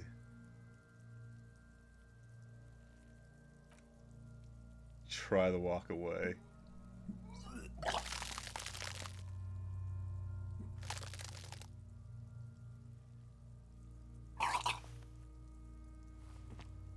Too late. It's impossible to keep in. Your body curls and pushes it out, burst by burst. Until a pool of vomit lies under your feet and your throat stings from the stomach acid. God. It's okay. Happens to everyone. Keep it. Thanks. The hangover is clearly making this worse for you. You could use some ammonia to clear your head. Okay, where do I get that There from? is Frit nearby, east of the hostel. They usually have a small apothecary. If they don't... Points There's to a the greenhouse greenhouse. here, and a gardener with a wheelbarrow on the corner of the whirling in rags. If she works here, she might have something for the smell. Acquiring ammonia will provide a modifier to the white check. Modifiers make checks easier and allow you to retry them. Oh.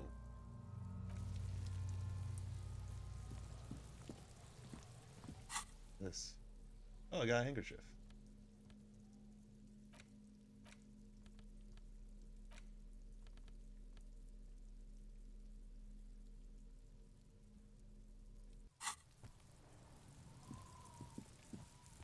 Okay, he said east. All around you, rain falls on the great city of Revachol. Rain drips from the eaves and floods the gutters, washing the Damn, filth this game away. looks great. The spring thaw must be here. The snow is melting. What am I doing? Looking up at the sky, cold water dripping from your hair. What do I see? Grey sky like great battleships, clouds colliding with one another. Rain falls down on the world. How does it feel? Your shirt sticks to your chest. The shoulders of your disco blazer grow heavy. The cold finds its way in under your skin. You shiver, and the city shivers with you. What's in the west? Sheets of rain over the water. A flight of stairs leading into the ocean. Wave after wave washing the coast of Martinaise, with its motorboats and gently swaying reeds. The ruins of a half-sunken sea fort crumble on an inlet beyond the Bay of Revachol. Ghosts rise into the sky. Who are you, ghost? What is down the shore? Run your fingers through your dampened hair. The skyscrapers of La Delta, the financial district. Faint golden light seeps from the office windows. Will you ever go there? Will I? No, you are just one of the hundreds of thousands who watch them rise across the bay from Martinaise every day. Urban coastline, rain dripping off Eternite-covered roofs, cinder blocks left over from half-finished construction, a defunct research and development building, once seized by This is revolutionaries. an interesting way to An like old do wooden world church building. stands on stilts above the water. Coal City, end of all lines. Your hair is an oily mess flecked with ash from neighboring coal plants. Smokestacks rise somewhere in the distance. The great gates of the industrial harbor are locked. A chill runs down your back. You shudder like an animal trying to shake water from its hide. Behind the gates, heaps of supply crates, red and blue metal shipping containers, slick with rain. The Greater Revachol Industrial Harbor is an artificial mountain range. Immense wealth resides within, and immeasurable poverty in its shadow. La Drusienne, King Dries passenger harbor. Cruise ships flanked by dock arms, cranes watching over the mouth of the river distributary. Couronne, the lower middle class. Distributary after distributary cuts the city blocks in half. 7-story buildings trail off into the rain. A silvery curtain of rain over the houses, the class divide. Capeside apartments, tower blocks crowd one another. 4.46mm bullets still lodged in their war-torn stone walls. Hallways collapse from the mortar hits of a war that was lost long ago. Clotheslines go to waste in the rain. Radios play. A yard. Rain falls onto the roof of a woodshed. Coal leaks into a puddle beneath a dead man's feet. He swings from a tree, bloated. Droplets of rain slip from his cold cheeks. A traffic jam. Rain thrumming on the roofs of motor vehicles. Inside, drivers watch water streaming down their windshields. The statue of a king shudders. He too is cold. The canal bridge has been raised. The road ascends. A raised motorway loops above the ghetto. Beneath its concrete columns, a sea of rooftops, woodwork, and tile stretches northward. 4-story buildings as far as the rain can fall. The snows melt in Jamrock. Revachol is the capital of the world. Jamrock is the capital of Revachol. Droplets form on your eyelashes. It's home. Where the hood, where the hood, where the hood. Why am I not there? Shudder, look further. In the rain-swept distance, above the rooftops of Jamrock, a repurposed silk mill stands perched above the motorway exit. Precinct 41 hunches in the rain. Your vision blurs. You wipe your face with your hand. The rain stings your eyes, making you look up and blink. Coalition aerostatics hang like apparitions under the cloud cover. Way up there, where rain forms, rotors flutter silently. This rain will not let up anytime soon. You should get a raincoat. There's a freight to the east. They sell them there.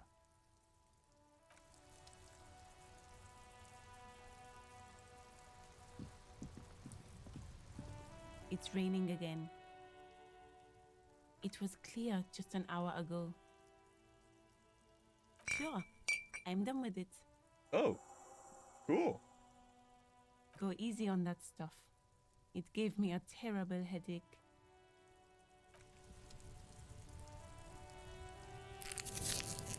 I will just heal that.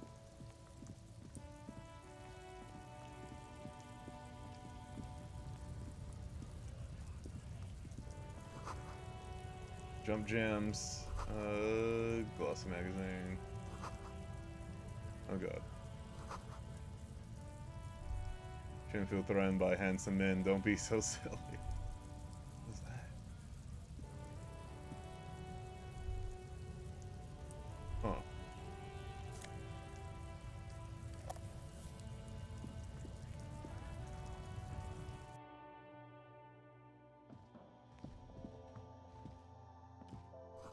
Yellow roses. Tulips 2.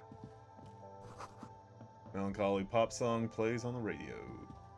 You see several packaged raincoats fill a low shelf beneath a display of croissants and juice bottles. The raincoats are transparent, except for the big Fritta slogan on the back.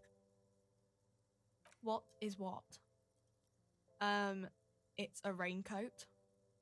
If you want to buy one, then it's only 4 real. I don't have any money. The tear machine stands in the corner. A sign says, 1 bottle equals 10 cents. Oh, that's the tear machine. Yeah, but what is it? It's a machine for tear. You know, you find tear outside, like bottles or whatever, and put it in the machine, then it gives you money. I see, and how do I pick up tear for the tear You need machine? a bag, I guess. We used to have some, but we gave them all out, so feel free to use it if you find a bag, though. I'm sure there are some out there somewhere. Welcome to Frit. Feel free to look around or something. Everything is out on the shelves. What's that magazine she's reading? Oh god. Before we go on, what is this for it? What magazine are you reading? Let's proceed, I have some questions for you. You mean this? This is Pop Stars. It's got, like, famous people in it. It's not for sale. Stupid famous people. I approve of this very futuristic tap on the girls kissing. Not even interested in the magazine. I don't know why I asked about it. Yeah, they're kind of boring, but, you know. I don't know. Frit? Why is it written with 3 T's? I think they think that the extra T makes it funkier. It doesn't. Okay. I'm not, I don't really know anything. I mean, I know it's there, but I haven't seen it, so... Not really. No. I didn't know him at all. I don't know, really long. I don't know. No need to worry. It's just standard procedure for us to ask around. If you hear anything, let us know, okay? Okay. Uh-huh. Okay, I need money.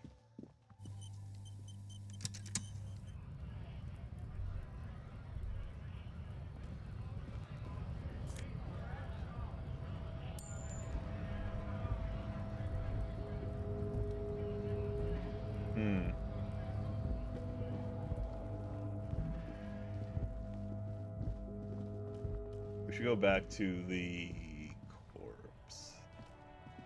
Hello again, officer. Of course. Where to? No problem. Strange that we don't ask her, but okay. Trash can! Paws inside. You could pick him up if you had a bag.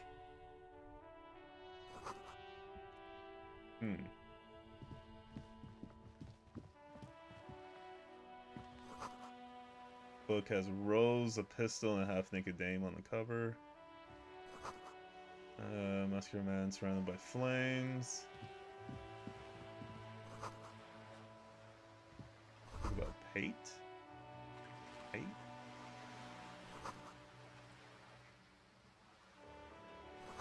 Takes willpower even to read the author's name.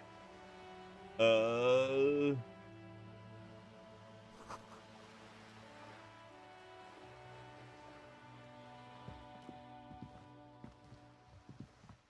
sir. Step right in. The store is open. I'm the law! Are you interested in a new and exciting book? What kind of store It's is a this? bookstore, sir. We sell books, postcards, and some board games. It's called Crime, Romance, and Biographies of Famous People. Whoa, whoa, whoa, whoa. Hold your horses, little girl. What is a book? That is a book. They have stories inside them. It's like someone told you a story in a really long letter. A postcard is a small cardboard picture. You can write a few words on the other side and send it to your friend or beloved. She is unfazed by your questions. She would consider it impolite to point out any perceived weirdness. Board games are like little games on a table, made to pass the time. There are several different ones, but sailors here mostly buy cards. My pleasure. Anything else you'd like to know? Okay, sir. I'll try to answer any questions you have. I hope they're about books. My name is Annette, sir. My mum, her name is Plaisance. She owns the store. She's inside minding the register or organising the stock. Feel free to step in and browse our wares. And you're standing out here in the cold I'm because... signalling that the store is open. Otherwise, people might not know. They'd miss out on the crime, romance, and biographies of famous people. A sudden gush of wind turns the pages of the books on the counters. She covers her face, smiling. But she's cold. You're cold. Can I help you in some way? I should have a word with the store owner, maybe. Such a good trooper you are. Already learning the value of hard work. Head. I could help, but by brutally dismantling the free market. Kind of you to offer, sir. What could you do to help her anyway? Oh, no, sir. I'm happy to help Mum by luring in customers. Besides, I have some hot juice in my vacuum bottle to keep warm. Shouldn't you be at school or something? I do my studies at home at the moment. I have to help Mum keep this place running. Isn't school more important than this? School is stupid. You're lucky not to be there. What is school anyway? Mum says it's necessary to do both because it builds character. Mum says a proper worker is dutiful. That's how you get ahead in life. You succeed. Mum says it's peachy. She was a little afraid at first. There's talk about this house being cursed. Behind her, the window has been boarded up. You sense the boards creaking, twisting for a second, and some kind of doubt in her tense shoulders. Cursed in what way? Cursed in the way that makes them say that no business has ever really thrived here, sir. That they all go... Looking for a right word. Ass up. I wouldn't really say it like that, but I guess so. I don't think curses are real. This sounds rather serious. Should probably look into this, narrow your eyes, and look through the creaking boards on the window. We can go into the bookstore and ask about the case, but I don't see much more to look into here. Yes, please do look at our wares inside. The postcards and board games you asked about are also there, sir. What do you know about the other failed business? How about this curse manifest itself? Stroke your chin. Enough about the curse for now. Nothing really, sir. Mum doesn't allow me to sneak around in the back rooms or the cellar. I don't really know what's there. It does not manifest itself in any way. It does not exist. I liked it better when we were talking about whether it's appropriate to stand out in the freezing weather. But Kim, the plasmic magnification. No such thing. Anything else you wanted to talk about, sir? Maybe I can tell you about some of our books instead. What is this crime Crime business? fiction is about murders or burglaries or things like that, and the work of a policeman or a private detective who's trying to solve a crime and catch the criminals. Wait, not crime fiction. I need to know what crime is. Ooh. Why would anyone want to read about crime? Okay, I get it. Crime, murder gets the people going.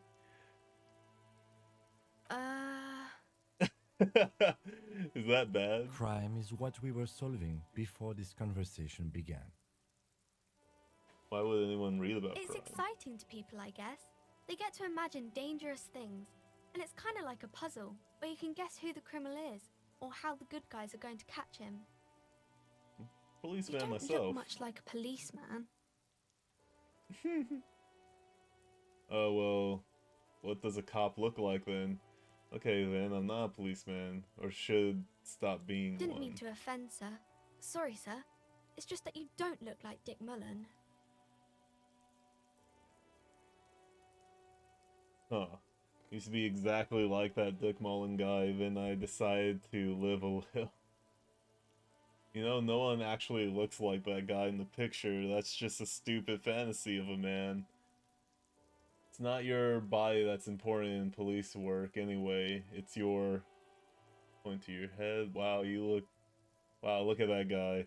I'll never be as good as Mullen.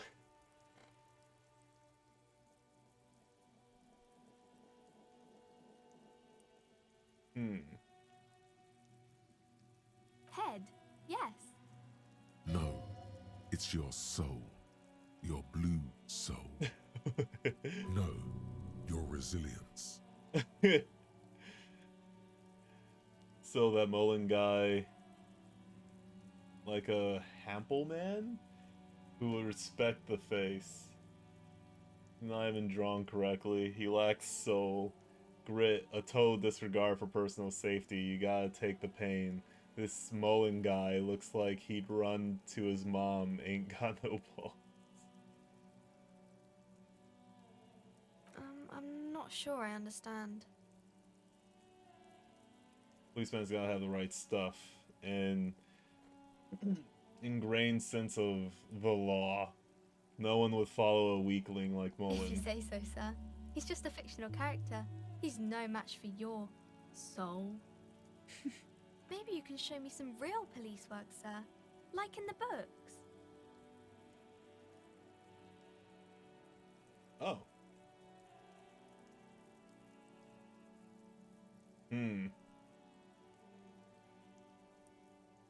It's the type of book where there's a rich lady and she has to choose between the good man and the bad man. Or there could be a story about a poor lady getting a rich man. It's about man and lady business, sir. What about a poor man getting a rich lady? What about both of the men are bad? What about when everyone is poor? What about a book where the man and the lady business doesn't work out at all? These are not very common. You can't have a choice between bad and bad. Nobody wants to read a story like that. What if it's written well? Maybe then it's fine. Maybe if the lady then decides not to pick either, because she doesn't need a bad man. Yes, that would be interesting. It happens, but usually the guy gets rich in the process. Or should actually be rich himself, but has lost his family property unjustly, like during the revolution or something. Those are unhappy books, for most of the pages. People sad about what they have lost, but then it all turns out just fine in the end. Well, if everyone's That's poor. really not a proper romance story. That's more like everyday life. Oof. Sometimes you have to write about real life things. Yeah, poor people are boring. Not in romance books, sir. These are about nice and pretty people, and everyone is happy in the end.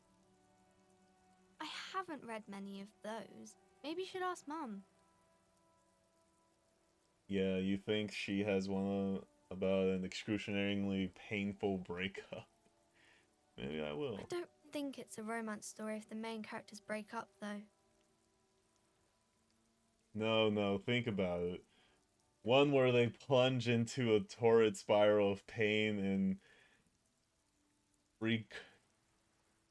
recrimination, only it's really long and drawn out. Care for life, phantom limb. No, I don't know. You can take this. Blossom like a pain flower. Yeah, and it drags for years and years with no resolution in sight. The girl is at a loss for words. Each of you filling with resentment and bitterness for having ruined each other's lives. She shifts and sways on her feet, looking confused and uncomfortable. I think he's projecting. Each of you tearing at each other's innards, leaving a gaping emptiness, a vacuum heart that will still hurt ceaselessly. I'm sorry, sir. I don't know how to help you. Oh, I don't need help. I need a real book that tells me how it is, not this drivel. Why can't you help me? I'm behind help, right? Oof. Sir, sorry, sir. I'm still little. I can't. It's time to leave it be. You're about to make a child cry. Are you proud of yourself? Not a single shred of pride remains in me. Right, active denial mode. Damn right, I'm proud as the lion of Cerber? Don't worry, little girl. Got a bit carried away there. Let's back up.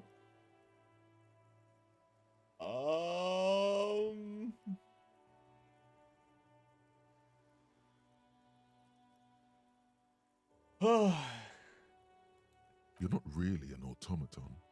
You do know that. Yes, sir. Okay, so who are these famous people? Kings and queens and generals of old, or artists and writers, or musicians, those kinds of people. There's usually something extraordinary about them. I think that's why people read them, to find the secrets of their fame. Can I become famous? I don't know about that, but I imagine life is great when you're famous. Fame sounds delicious. Maybe someday. Maybe someone will write a book about me one day. Fame is for vain people. I have better things to do. These famous people sound like a bunch of dorks. Why would they do that, sir? Because I'll be a superstar cop in the papers and everything. That'll show them. That's so cool. Maybe they'll make you a book cover picture and everything. Standing over a dead body, holding a gun. You failed to deduce anything substantial. She waits intently. I'm a detective. I deduce that you are a girl. I'm a detective. I deduce you are very small. Actually, I'm sorry. I can't deduce anything. Come on, don't be silly. That's not a proper deduction.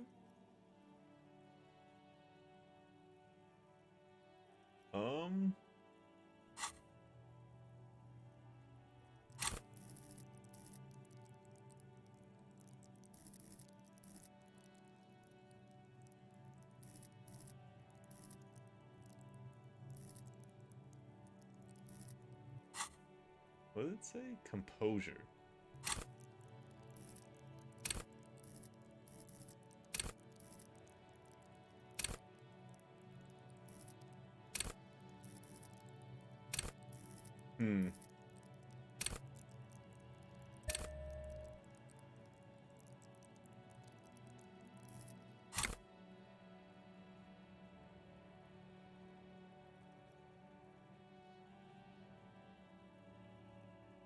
So how do I retry it?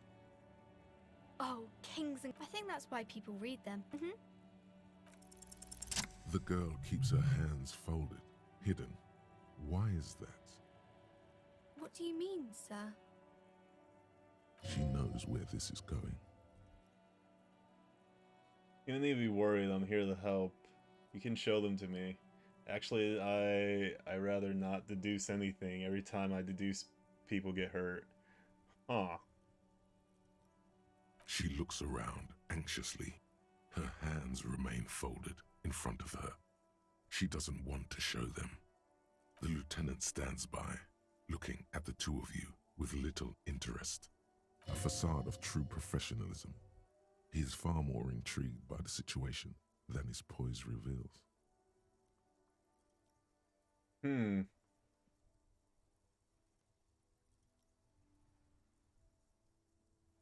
She brings out her reddened hands, her nails frayed, nearly chewed down to the flesh. Jesus. About your nails? And you knew this from me keeping my hands folded?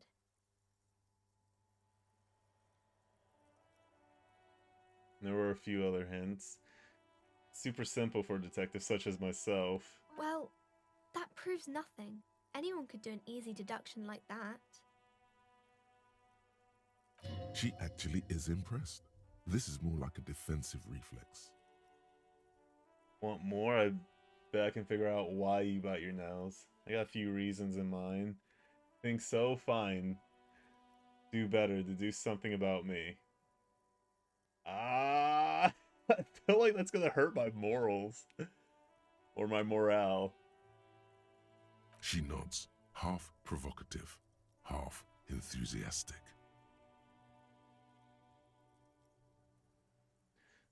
Rats have been nibbling on your finger. Child labor in dismissal work conditions.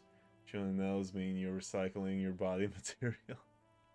It's an intense dedication to the way of business. There's no riches without personal sacrifice. Maybe so, sir. Okay, I know it's a bad habit, and I shouldn't.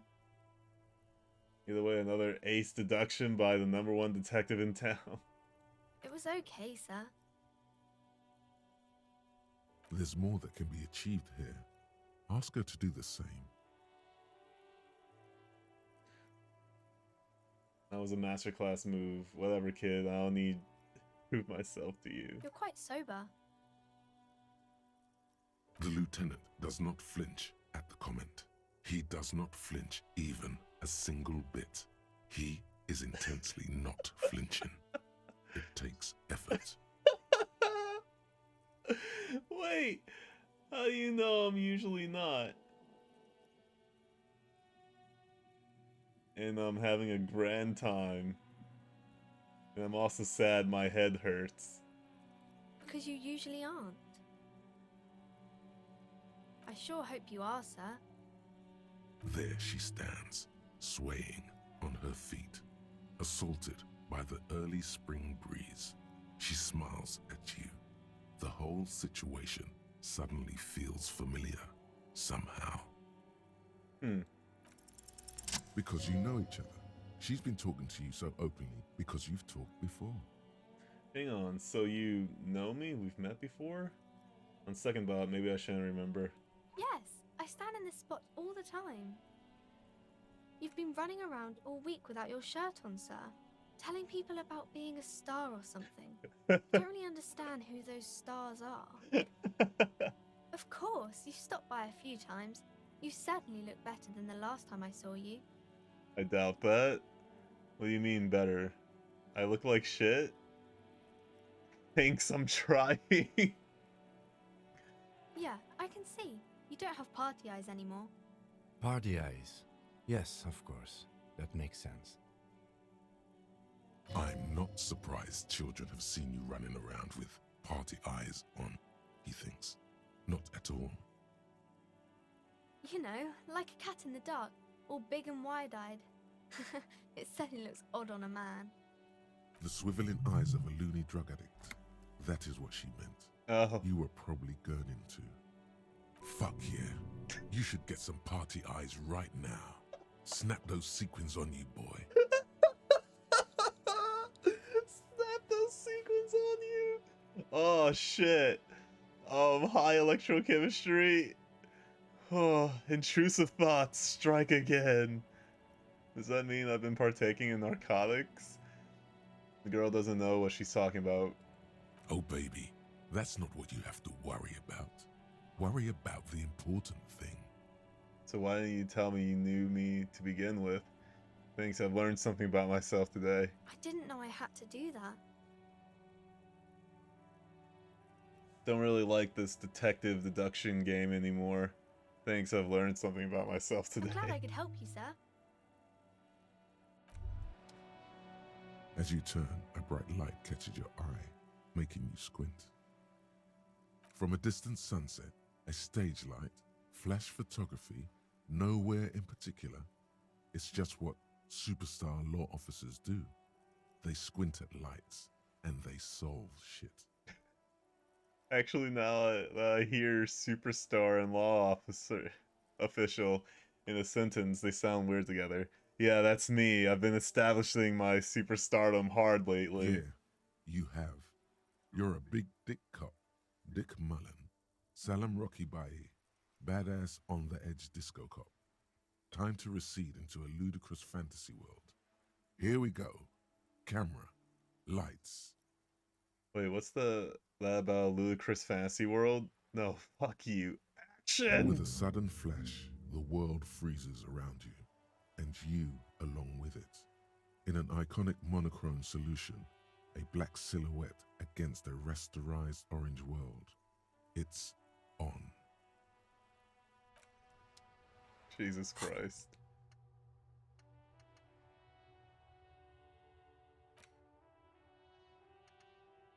First, let's make this absolutely clear. No one is saying that you're an actual superstar in the groupies and cocaine riddled with hepatitis C. Strikes a lion-esque pose with a mic kind of way. You're not Gualame, Lemillion, or David Dewis. No, you're a metaphorical superstar. Oh god. You bring that rock and roll authenticity and passion to the line of work where people don't expect or want to see it. Where some would say it doesn't belong. Law enforcement.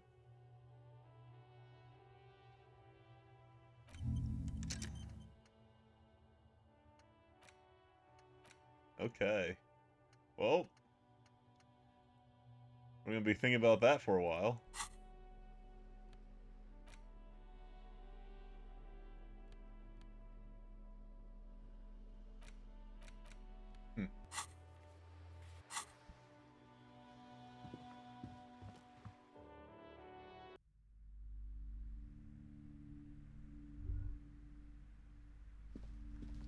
A small mountain of colorful board game boxes. There are numerous types of games for all ages. A lot of shelf space seems to be taken up by Wirral-related merchandise. Storekeep, what board games do you have here? An endless variety of source books, lore books, and codices litter the table. The topmost book is titled Welkin Compendium, 2nd edition. There's also a large hardbound tome with intricate cover art, The Hunters of Katawak, Boreal Creature Compendium, and a Pick Your Path adventure game book titled Tales of Wirral, Cavern of Velkrag. There's a box that says Wirral, 3rd edition Mega Setting Supplements Module. The side panel notes, a fantastique adventure board game, new maps and miniatures. A sticker on it displays 25 real. Nonsense for anemic Beano clods.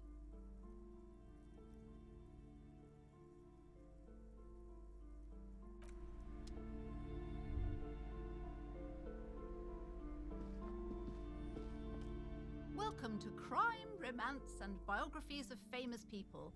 My name is Plaisance. Huh. Be welcome, and please take responsibility for the energy you bring into this space. You're not what I thought. A golden pendant hangs around the woman's neck in the shape of what looks like a tiny fish head trapped in amber. Before we go on, you seem to be well enough. Can you give me some money? I feel there won't be an opportunity moment to ask later. Curious pendant you're wearing. Oh yes, helps to have an anchor in these times. Sir, don't be ridiculous. I certainly will not give you money. I would be doing you a grave psychic disfavor. One has to earn one's success, even if one is a police officer. Handouts are nothing but manipulation. All they do is make you dependent. What is this insolence? She misunderstood. You misunderstand me. I'm a powerful federal feudal lord. I demand tribute. This is about traditions. Now, hey there. Sounds like someone isn't taking responsibility for the energy they bring into this space. Tribute? Power? These are not the traditions we're used to in this part of the world. I am the proudest owner of our little shop of culture. She has fine-tuned her voice to find the most welcoming approach for attracting new customers. It doesn't work. What if I want to buy a Goodness, book? you were already doing good, browsing the shelves. Why'd you stop? Don't you feel compelled? Go, go. Get back there. The books await you. Everything is on the shelves. Take a look yourself. The shelves compel you, don't they? She smiles and nods, seemingly relieved. Cursed? Who said that? Annette? I will have a word with her. This place is not cursed. It has a robustly magnetic energy. Good for commercial activity. My business is thriving, sir. Doesn't feel like it's thriving. Feels ghostly. Annette, yes, my daughter. I hope she wasn't slacking off again with her nose in science fiction. Tell me, was she at her post doing her job like a proper girl? No, she was definitely slacking off. Wonderful. Did you talk to her? Great. On a scale of 1 to 10, how compelled were you to buy books after talking with her? Are you giving me a survey? Her opinion of her daughter depends on how well she lured you into the store.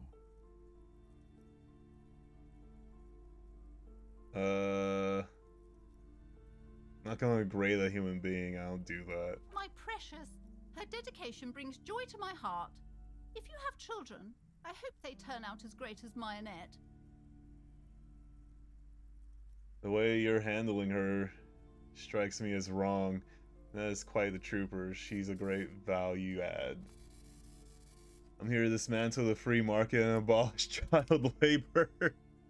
All this pressure has made her really anxious. You know she's been chewing her nails. God, I've told her not to do that. It's such a disgusting habit. She'll get over it. Anxiety is a part of life. A part of hers, too, clearly. Jesus. She can, if she has enough willpower. This is what's called growing pains. Life isn't easy. Life doesn't give breaks. Come on, ma'am. It's obvious she can't do anything about it. You are placing an unnecessary burden on a young child. Thank you, Kim. What you're doing is wrong. Even I know that, and I usually don't know anything. That is true, and obviously the will of the market, but maybe make an exception for your daughter. Yeah, actually, it's super alright for kids to chew their hands off. Forget I said anything. She stands stiff and severe, silently fuming. 10 or so seconds pass without change. Oh no. Hold on. I need to invite her inside and apologize. She must be freezing out there. You don't sound like you... There. I don't know what to say to you. My husband, he tries to teach me business lessons. I have what my mother called a dull mind. All this stress. It sounds like both the husband and the mother treat her the way she treats Annette. Huh. You're liking that to your husband and your mother. Oh, well, my mother was horrible, of course. Absolutely perverse energies around that person. But my husband... My husband is completely different, of course.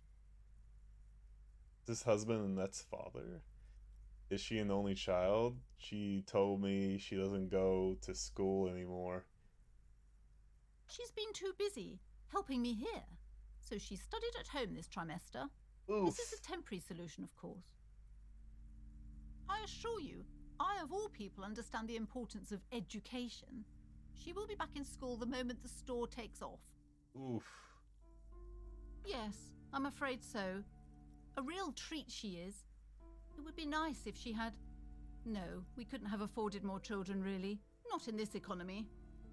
Of course, yes. This economy. Exactly.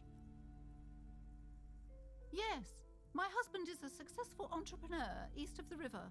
If only he were more involved in the business we're running up here. No matter. Soon we'll both be off for Grand Couronne. Grand Couronne? What is that? And your husband also involved with the bookstore? He made the initial investment. Since then, he's been what you might call a silent partner. All The right. woman looks aloof. Her features much softer. Occasionally she glances at her daughter's silhouette.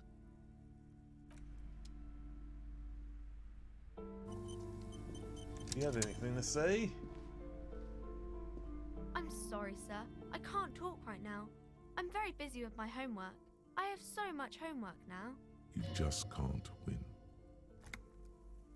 Math. It's really difficult. Oh Like, god, are we gonna try to help her? They say you need it to get rich. Better than standing outside in the cold, I guess. Oh, I found something while you were away. I thought this would fit you. Like, thanks for helping out. Not me. The city, I mean. Like a detective does. Wait, where'd you get it? It's a fedora, a detective hat. Okay, I get it. I can look like Dick Mullen, except I'm an actual police officer. Just what Dick Mullen would ask. I got it from behind the curtains. I'm not really supposed to go there. It's a fedora. Maybe. It's the hat Dick Mullen wears all the time. You'll look way more serious with that. Right, I have to get back to my homework now, before Mum notices. Man, this is hard. Okay, we didn't try to help her with her homework. Jesus. Oh. Alright.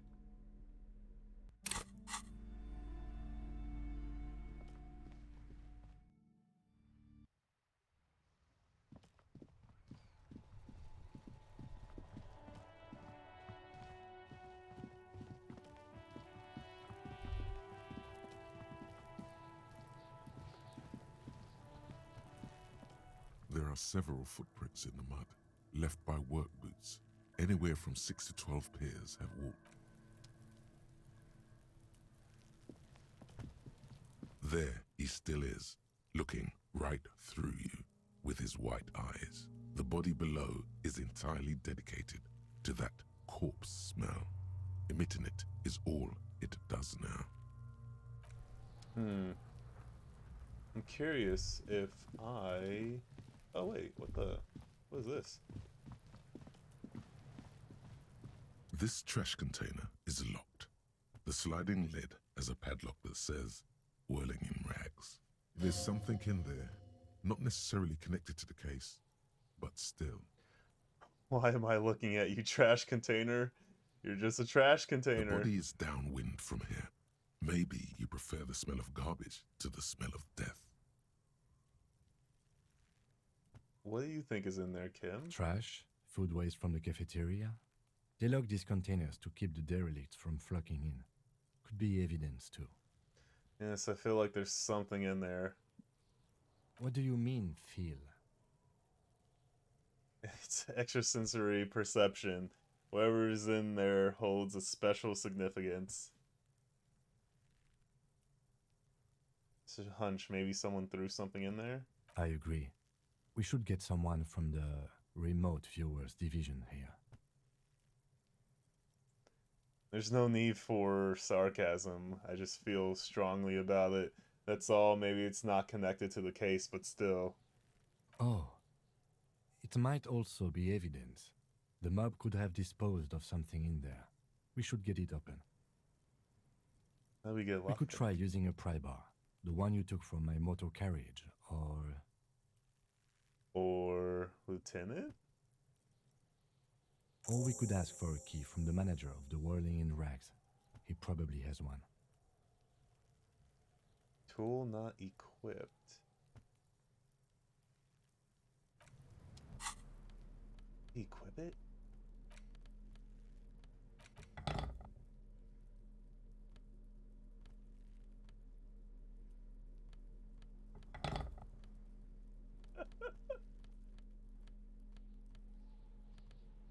Okay.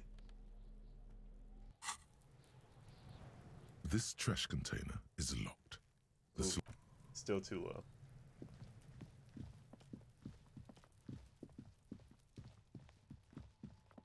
God, I look like an idiot. With my giant yellow gloves, my hat, walking around with a crowbar and some pliers. Can I help you? Mine? No, it belongs to the Whirling in Rags. Thank you for clearing that up. Why do you keep the container locked? Why? To keep the hobos and drunks out. That's why. And the neighbors too. They put their trash there and they don't pay for the garbage company. I thought as much. And are you the only party with access to the trash container? Well, yes. Us and the garbage disposal company. It seems a little callous, doesn't it? Something stirs in you. Wonder what this feeling is. No, it doesn't. Nothing stirs in me, and it isn't callous, it's common sense. Prod at him and find out. What if I told you I am a hobo? Or soon to be one rummaging through that trash? Will you keep me out too? Doesn't it seem callous to you? Guarding even your leftovers from the poor? We need those keys. Callous? What are you, Kras Mazov? Almost all establishments in Revachol keep their trash locked. The whirling in rags is not special in that regard. Yes.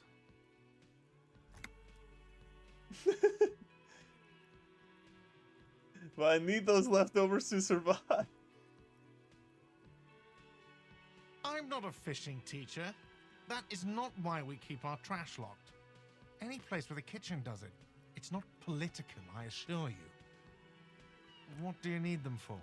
It concerns the case. Please cooperate. Just bring them back once you're done, please.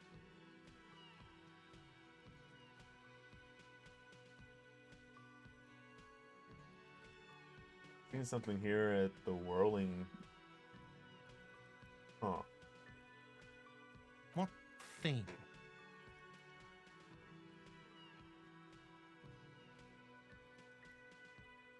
What are you, a cook now? That's none of your business. That there may be something pertaining to the investigation in the kitchen. He wasn't pan-fried. He was lynched. What could the kitchen possibly have to do with... Fine, okay. The kitchen is closed until 1 p.m. because the cook is working. You can snoop around after that. Yes, not the whole damn union, thank God. Just the nastiest and loudest faction. They come here in the evenings. Dumb, unruly types. Think they're big shit. But they're good customers. They place big orders and always pay on time. He hates the Union, but grudgingly recognizes its power over him. So he's directing his frustration at you instead. Retaliate. It's a shame you've got to suck up to the Union to stay afloat. Let it go, you're above gratuitous bathing. I don't. I'm simply providing a service, or really facilitating the offering of services to paying customers, and it doesn't matter. I don't have to explain myself to you. We should find out who this Lord faction is, occupying the booth. Loudness means talkative, and we need info. We don't. We have to wait. They'll show up sooner or later. Men get hungry, even striking men. If not today, then they'll be here tomorrow. What? By the way, you should come back to this thing-based questionnaire if you see anything interesting in the whirling later. Okay. Alright. Let's get out of here. And we'll come back soon. The kitchen's about to open up.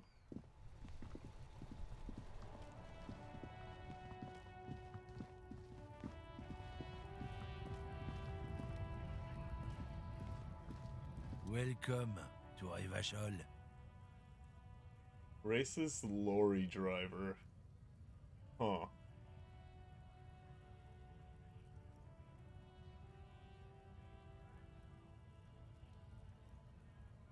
The remark isn't addressed to you. It's addressed to the lieutenant. Hey, I know Revachol, that's where we are! Don't you welcome to Revachol me. My grandfather came here from a 3,000-year-old racist isolationist culture, while your ancestors came to this island a mere 300 years ago. Every school of thought and government has failed in the city, but I love it nonetheless. It belongs to me as much as it belongs to you. What's happening? You sound angry. It's men like you who keep Revachol divided, making it that much harder for everyone to climb out of this post-war limbo.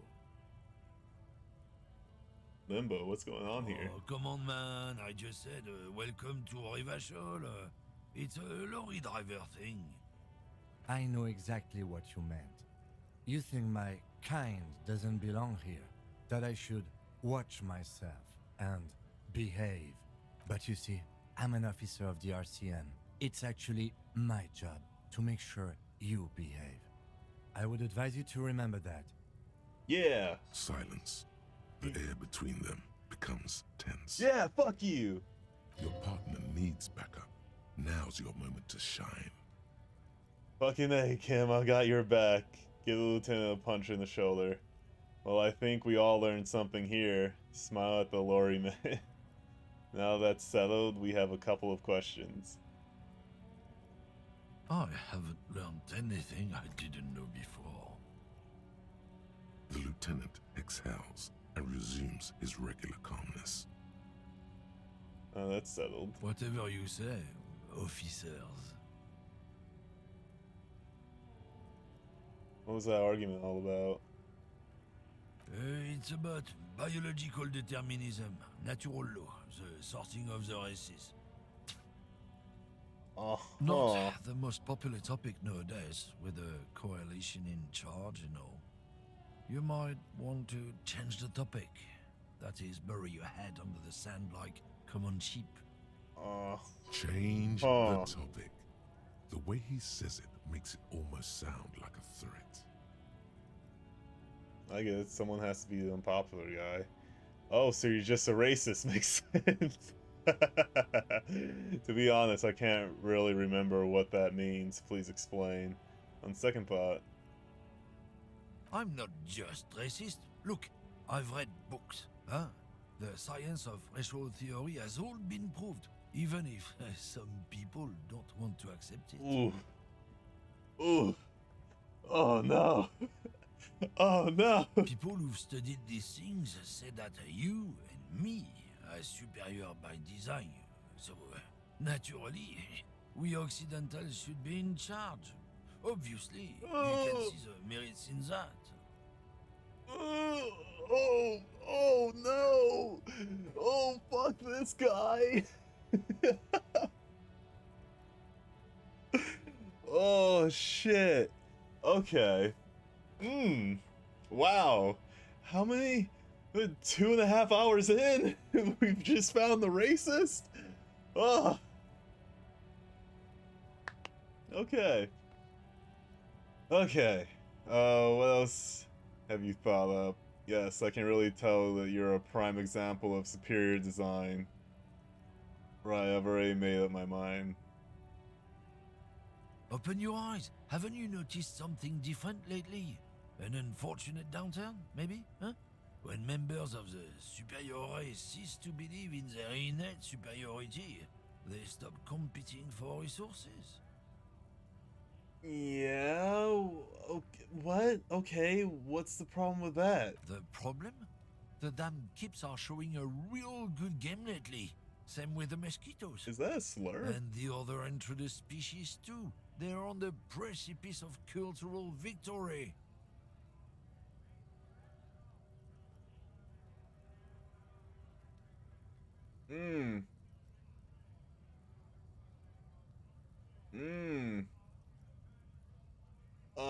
Uh-huh. Wait, what's this cultural victory? It's what the Kips of Boogie Street are going for, right under our noses. And the others too, on the radio. Heard any chansons lately? Heard any motetos or leader? No. Dominating culture is how they plan to win. They say so themselves. Okay. Oh, fuck. Okay. Wow. I don't know how to, okay. Uh-huh. It's true. Also, you need to realize the dangers of mixing races. Who knows what might happen if people don't stay in their birthplace? Stop. You might end up with a new sub-race, with unknown characteristics, leading to extra competition. That's why you've got to control the offspring. Oh, no. Oh, no. this guy is real racist. Oh, fuck. Yeah, yeah, I think I can get down with racism.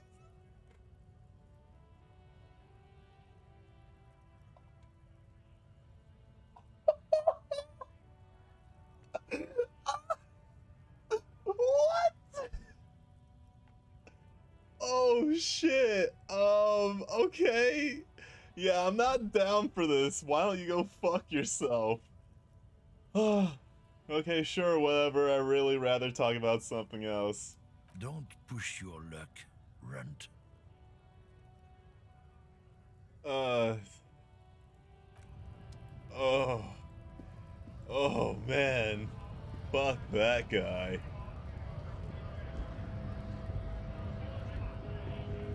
Bastards! We have a right to work! What's going on here? Hold up and stay frosty, everyone. Cops are here. You here to fuck with us? Beat the honest worker down. What? Why should I? Yes. No. We're here to fight for a cause. Stripes usually have problems with people who have causes. Oh, then yes. Okay, then I'm thinking Good. no. We're fighting for a cause here. Right to work! Right to work! Besides, we're not that different. It helps if people see us talking, cops and strikebreakers together. Shows authorities are on our side. Builds confidence. What kind of cause are we talking about? I don't think I've chosen any side yet. Regardless, I have some questions for you.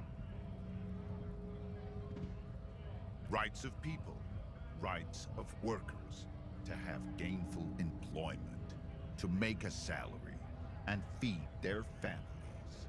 Might be time.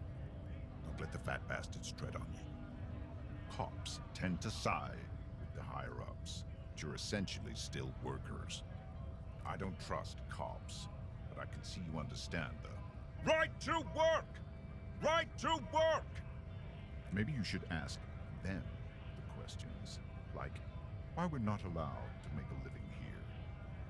Shame on you! We have families to feed, you piece of shit. Oh. So do we, Scott. Scab workers. Huh.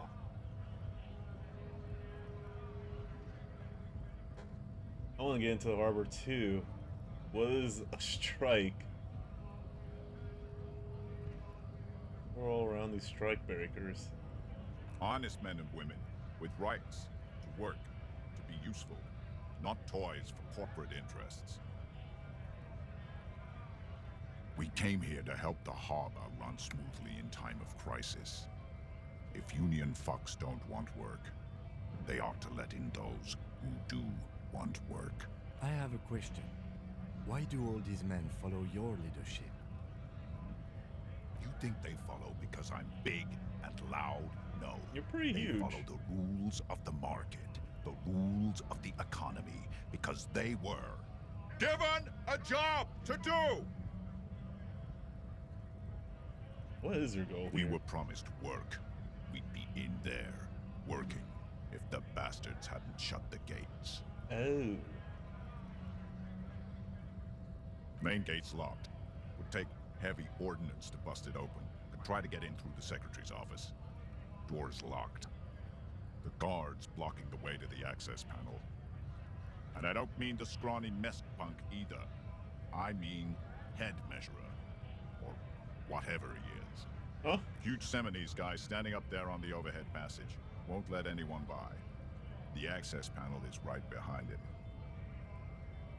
How bad could one guy Bad. be?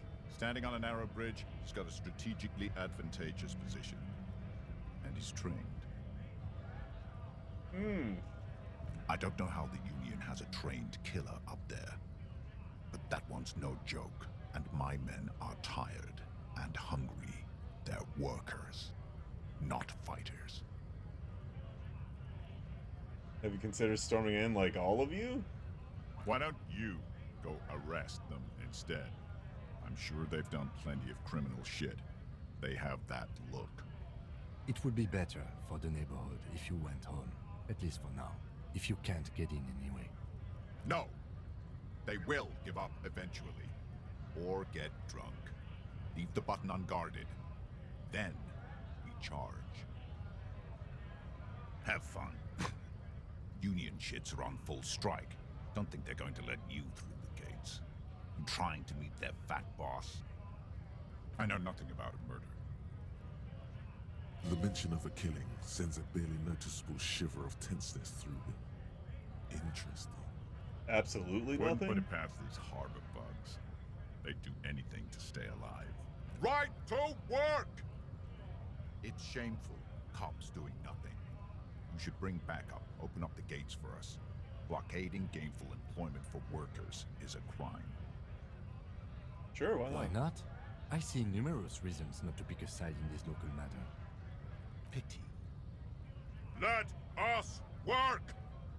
When a bunch of ungrateful, lazy cockroaches can't get their act together, decide to block honest work for other people.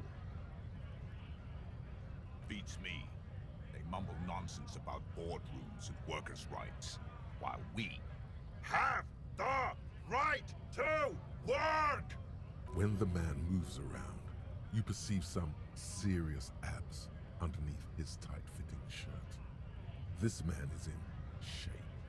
There's something odd in the way he carries himself. His set of clothing looks vaguely mismatched. The different pieces of the attire seem ill-fitting.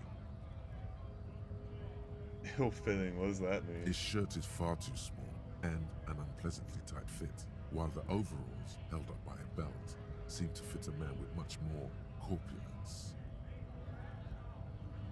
He ignores your question, choosing instead to turn to the emaciated workers, raising both fists in the air. The clothes are obviously not his. You've been talking to him for quite a while now. Something is off with this guy. Ask him where he's from. Where are you What's from? it to you? Curiosity, going to figure out this strike mess. Routine, part of the investigation. I thought you looked real familiar for a second there. Big mess, caused by union greed. But I only fight for the rights of people. Already got that. I'm interested in your background. Makes sense, I guess. Never mind, not gonna pry. We're all workers, right? Workers stick together. Came from the eminent domain, in Jamrock. Backgrounds in odd jobs, heavy lifting, cargo hauling, bouncer work. I know the drill. A bouncer? Where? I frequent a lot of bars. Maybe it's one I know. Sweet, I know bars. Been thrown out of several myself. Maybe that's why you seem so familiar. I don't really drink, but work has taken me to some. Which one was it? Worked at Territorial. Ring a bell? Yeah, I think I've been there. Not right now, but I might have been there. I don't really remember things well. Never heard of it. Are you lying? Uh-huh. It was a long time ago. What's it to you? Big mess. We're all workers, right? Workers worked at... Uh-huh. It was a long time ago. Okay.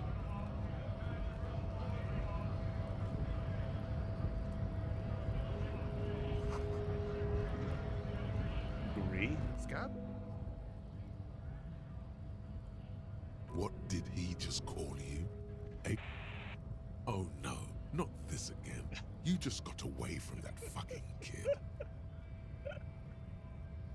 Oh, I want to deal with this again. Oh my god. What exactly is a scab? Yeah, I'm a scab. Poor and downtrodden. Wave your fist. Right to work. No, I said scab. A kind of a worm, content with mere survival. They come, they want to do our job for shittier pay, screwing over both themselves and us. Everybody loses.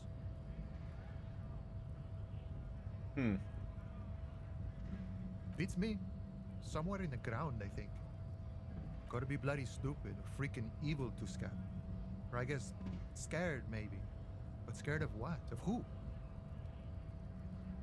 Personally, I'd rather beg than scab. If the gentleman shouting on the street came begging, maybe they'd have gotten something. Sometimes you gotta do what you gotta do. These scabs ain't begging. They ain't holding on to their integrity. Good one, officer. Don't worry. We here have solidarity with the RCM. Imagine, you cops going on a strike, but then another cop comes in and says, let us cop for less money. Speaking of, what brings the RCM here? To the wild north? Come to see the strife? Martinez investigating a murder. I need to know what's behind these gates. I'm exploring. I'm a bit short on money right now. Can you give me some of it? Murder, huh? That sounds like a lot of hard work. You'd never see me investigating a murder. Very fun and easy. You're right. It's almost impossible. I'm 91% sure I'll never see. I have no idea what I'm doing. Maybe you want to help help me solve it by telling me who did it? That's okay. I have no idea what I'm doing either. I don't even know what day it is. Don't tell me. It's a better day that way. Okay. My friend, I respect the right to roam. The open range awaits. I don't operate in that capacity. I'm not a granter of passage. The passage grants itself. I walk right past Measurehead and go in. Oh. Yeah, the 2.5-meter tall Semini Supremacy is there. Walk right past him. Then press the button to unlock the door. Uh-huh. Then go past him again. Okay. And you enter the arbor through the office. Está. Huh. For some reason, it doesn't seem like it's going to be that easy. Gotcha. I think I have some questions for you first. Don't worry, I'm sure it's not completely impossible. For example, you could best measure head in a physical confrontation, or you could convert to a Semini supremacist worldview. Or, I don't like that. Maybe it actually is completely impossible. Has anyone ever bested him in a physical confrontation? Not yet, no. He's incredibly strong. Nothing a couple of solid hooks from Dexter and Sinister won't fix. Jean-Luc himself would say the philosophy has proven overly heroic for the scabs to convert to. Not enough intuition. Got it. Another thing. Sure thing, my friend. I can help you out.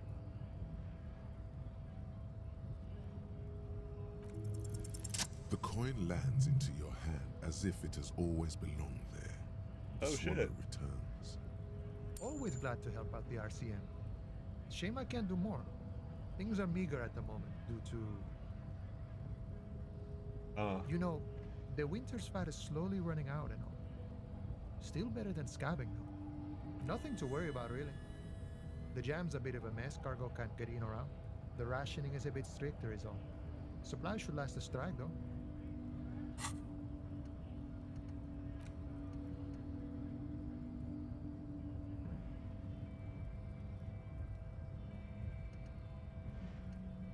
Breakthrough imminent.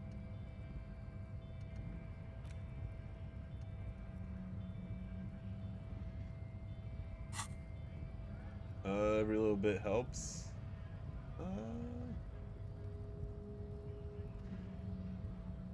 I'm always glad to help out when possible. Not like these slithering scabs. You know, serious business. I'm sure the big boss would be glad to tell you. You'll have to ask him first. He's a chatty guy. Wants to talk about the strike. Return once you've met the union boss and are on a better footing with the organization. Some kind of superstar. They say the world isn't ready for a rock and roll cop. No one wants their state monopoly on violence to be mixed with celebrity worship. They claim to know it would be dangerous for detectives like the to biggest rise smile to on the my ranks face right of now. demigods and have sexual encounters with barely legal cover girls. It would be insane, they say. To all this, you say, fuck off and die, in a cool voice. You people have no idea how good these cops are gonna get. They're gonna crack 20 cases a day. In the future, cops will be like astrophysicists, or prime ministers, or prophets. And you're the first one.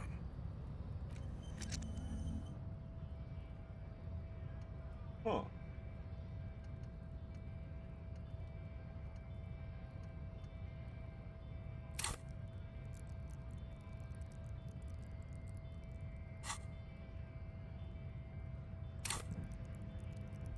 Exposure raised by 6. Interesting.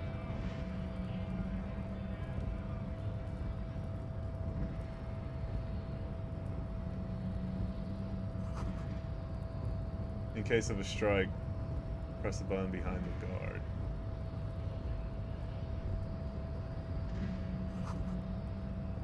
Is there a way to save before I do this? Before I do something real stupid?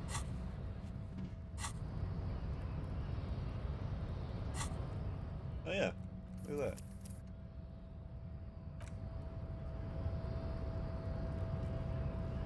Hey, Measurehead.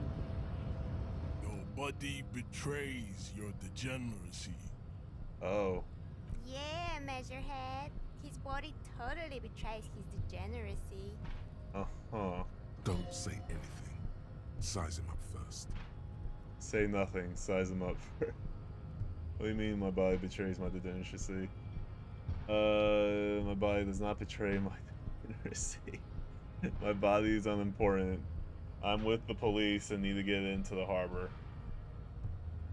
Are you admiring my morphophysiology?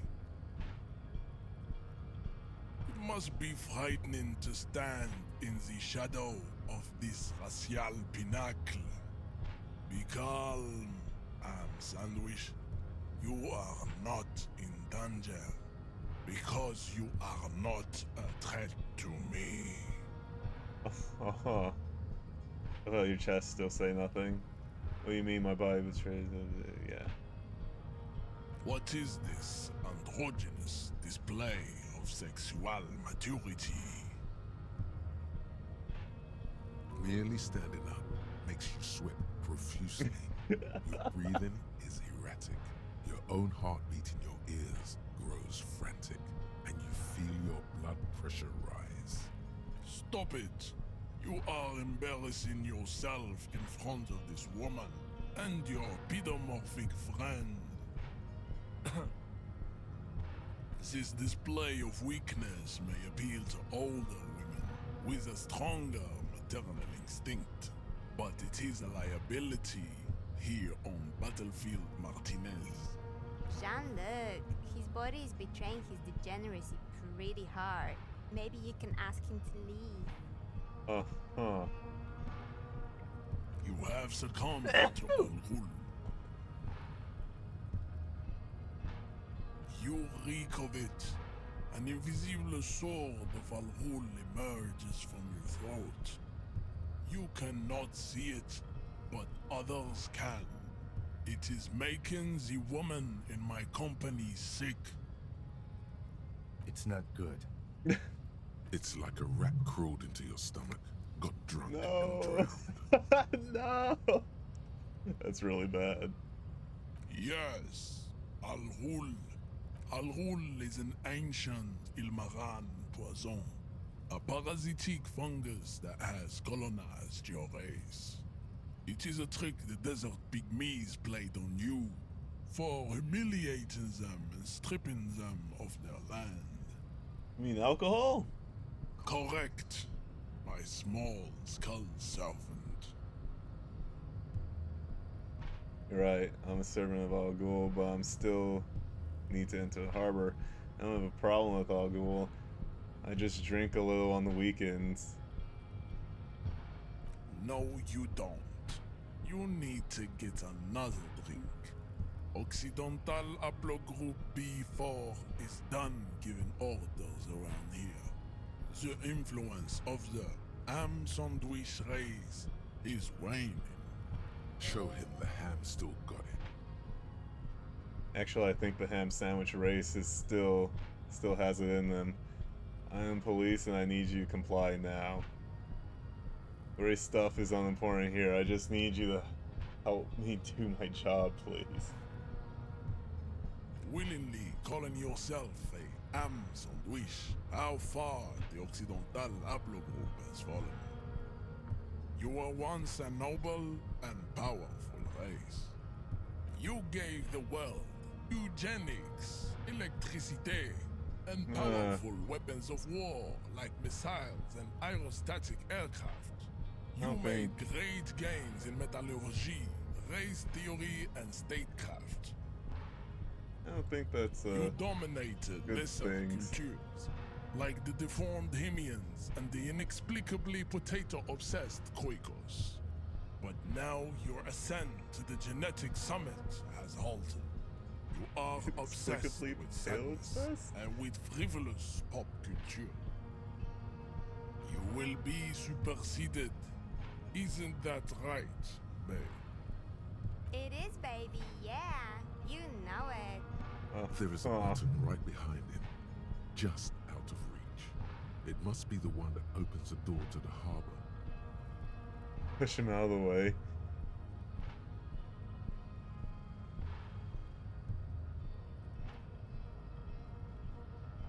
Enough with this begging. You should leave the stage of history with dignity by inviting the other races to a great world war. Bring your troops to the Seminine Islands and to Boogie Street and we will pulverize you.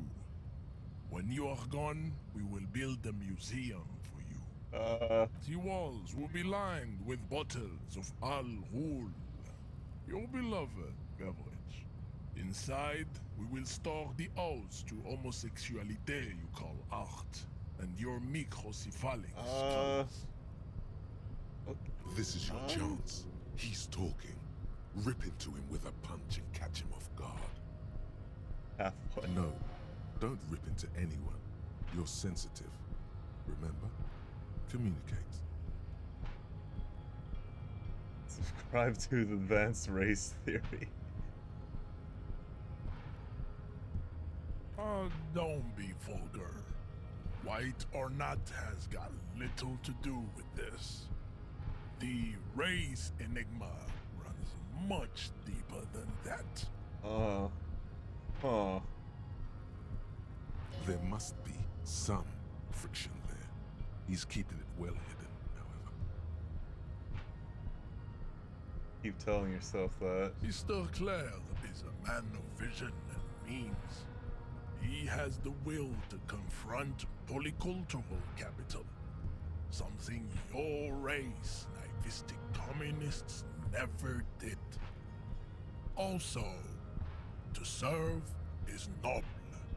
It takes discipline. Your petulant individualism has only contributed to your race failure. Individualism is my jam! Ironic. My jam is a mysterious fourth thing. Communism's pretty cool. No communist.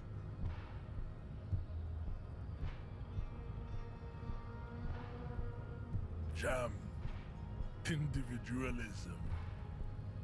You have gotten these ideas from degenerate youth culture, have you not?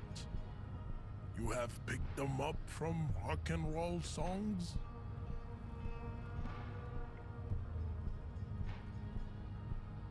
Offshoots of the Seminoles people invented disco while having sex under the influence of cocaine. It is a shame upon my race. But what is done is done. I am not surprised you enjoy it so much.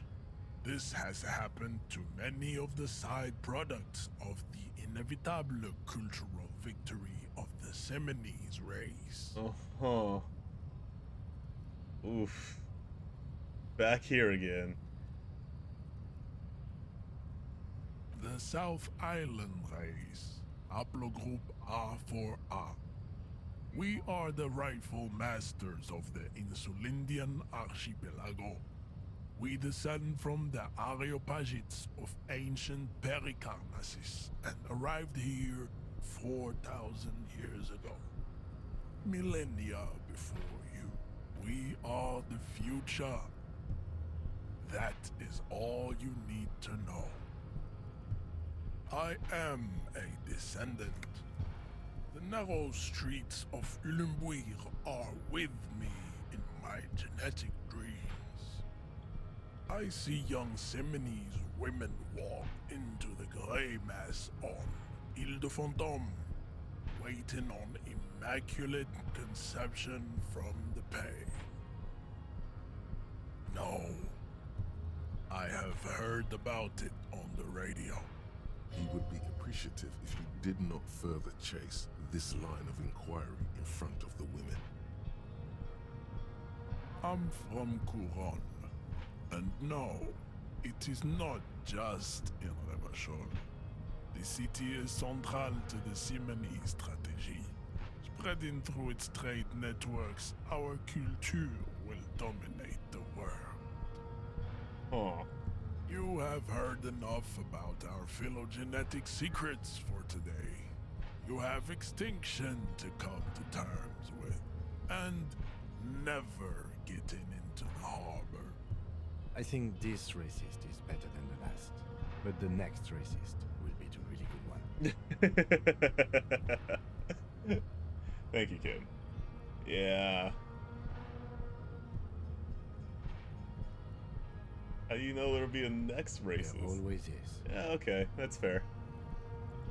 Race I mean, this guy's is like 10 reality. feet away from the other one, so... Racists are generally not very good examples of their race.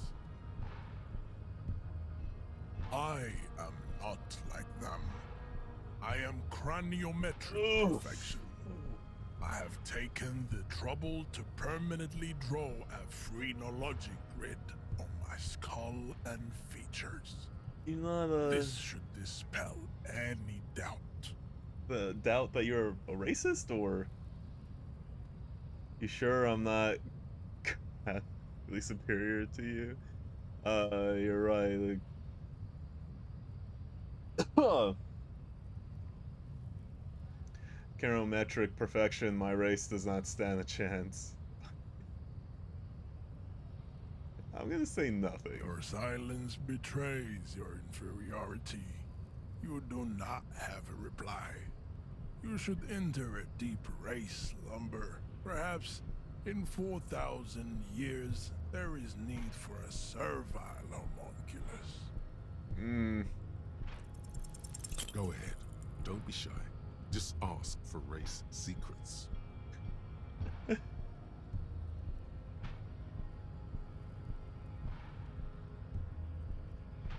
need some of that race stuff in my brain. Stock it to me. Oh, God. Do not be naive. I know the answer to the great race enigma. Why would I share it with a deformed infant?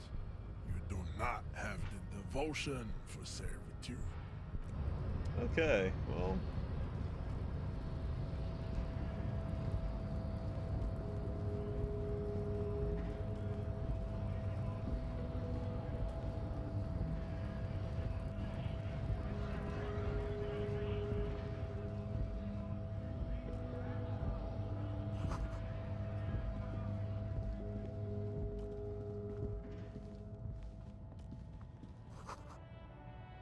Foreign car.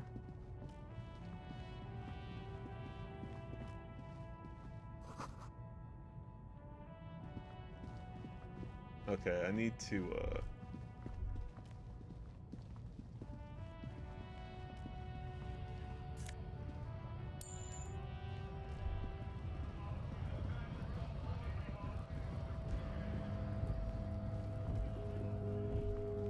We to go look at that body now.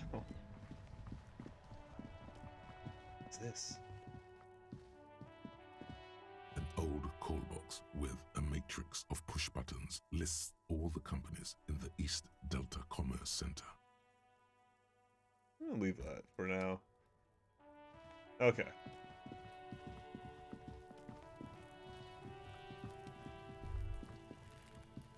Oh, trash can. This trash container is locked. With a well-oiled crack, the lock pops open. It should now... Don't. Maybe you shouldn't. Maybe you shouldn't. Of course you should. This is your time to shine, Hobocop. Dive into that dumpster for extra content. Didn't I just have a premonition that there's something in there? There is, but you won't like it. Sweat forms on your brow. Your hand is still on the lid. The smell of rotten food rises to greet you. You see soggy cartons, dirty rags, and organic waste. We're just in time. This hasn't been emptied for over a week. Ugh. You see milk and egg rest with one broken egg in it. Some pasta wrapper. Picking up the soggy packages somehow feels familiar. Is my badge in here? A box falls into pieces in your hands. Batiste Soleil cereal. There are plastic pasta packages below. And turbo noodles. Nothing of note, however. Among the threadbare kitchen towels, something catches your eye. A pair of denim trousers. As the legs of the slime-covered jeans begin to unspool from the garbage, a rank corpse smell fills the air. The victim's clothes? Cadaverine odor is faint. If these belong to the deceased, they were removed when he was still in the early stages of decay. Drop them in here, officer. Guitar marked blue jeans. Pockets empty or emptied. He wore them with a belt, too, a white belt. The loops appear stretched, but the belt is missing. That's it. Do you see anything else in there? I have another bag here. Something slimy catches your eye. A drab, long-sleeved shirt, olive-colored, appears from the food waste, dripping with pus. This is a military-type overgarment. No label or serial number. This is the kind of rib-knit shirt that's worn over light armor to conceal it in an urban scenario. Anything more? The rest of the rags are just kitchen variety waste. Just garbage. All right. We should go to Gart again and ask if he knows who put the clothes in the trash. It could be as simple as someone from the hostel cleaning the yard. Or that one. Not really. All we know is the victim's clothes are in the trash. The lid was locked and his establishment had the key. It's just a small loose thread. The fuck's he on about? Kids? You hear that, Kuno? He Oh, thinks you're an infant or God. something. See? The lieutenant nods, then looks back into the trash container. It's just organic waste, cold and slimy on your hands. Apple and potato peels, mostly. Unidentified sludge, and the occasional chicken bone thrown in for good measure. But nothing. It's nothing. Nothing more to see here. What's this? A blue piece of plastic sticks out from the apple peels. It's shiny. Looks like the corner of something. Something larger. A clipboard. A blue plastic clipboard with moist papers hanging from it. They look badly damaged, but you can still make out forms and notes, written in a man's handwriting. Officer, is that your paperwork? I don't know what this is. Yes, it is. Look. This plastic has the RCM street grid on it. You've even got an autopsy form. Ah!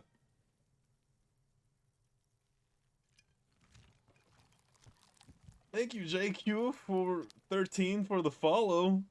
Very much appreciated. If you don't mind me asking, how did this get in the trash? Must be crap in my style.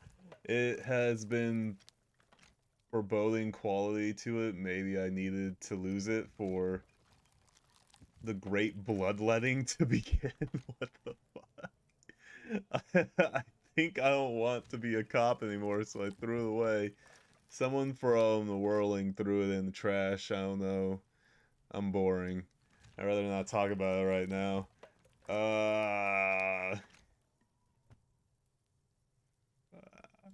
What are you talking about?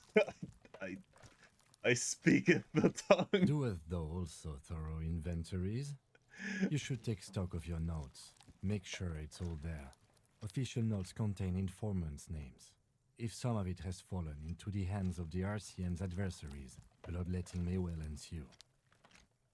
I don't know, man. Sounds like an order. I'll take those. Okay. It would also not hurt to start taking notes on the case.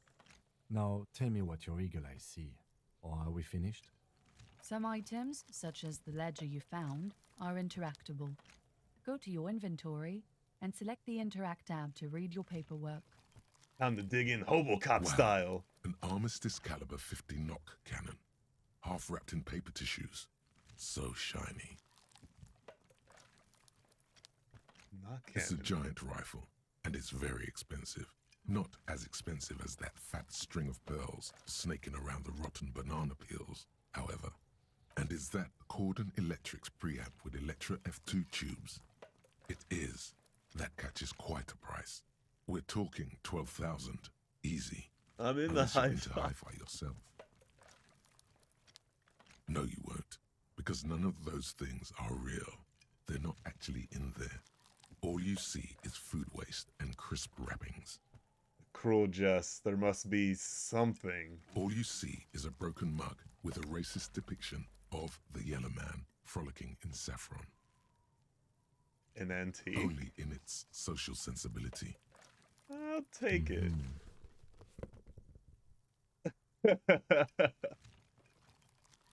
You've acquired an interactable item. Investigate this item further. The container sounds a muffled gong.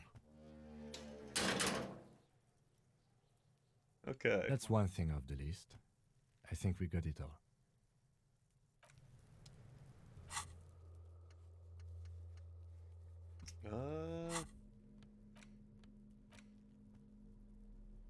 It's a ledger you found in trash, full of notes around that.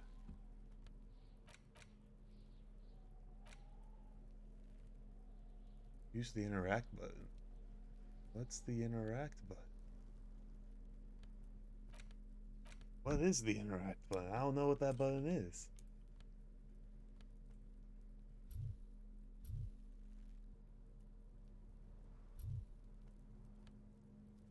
I don't. Is there? Wait. Oh god. Oh god. Oh, wait. The interact button. Oh, I was using that. I was pressing it. Huh? Oops.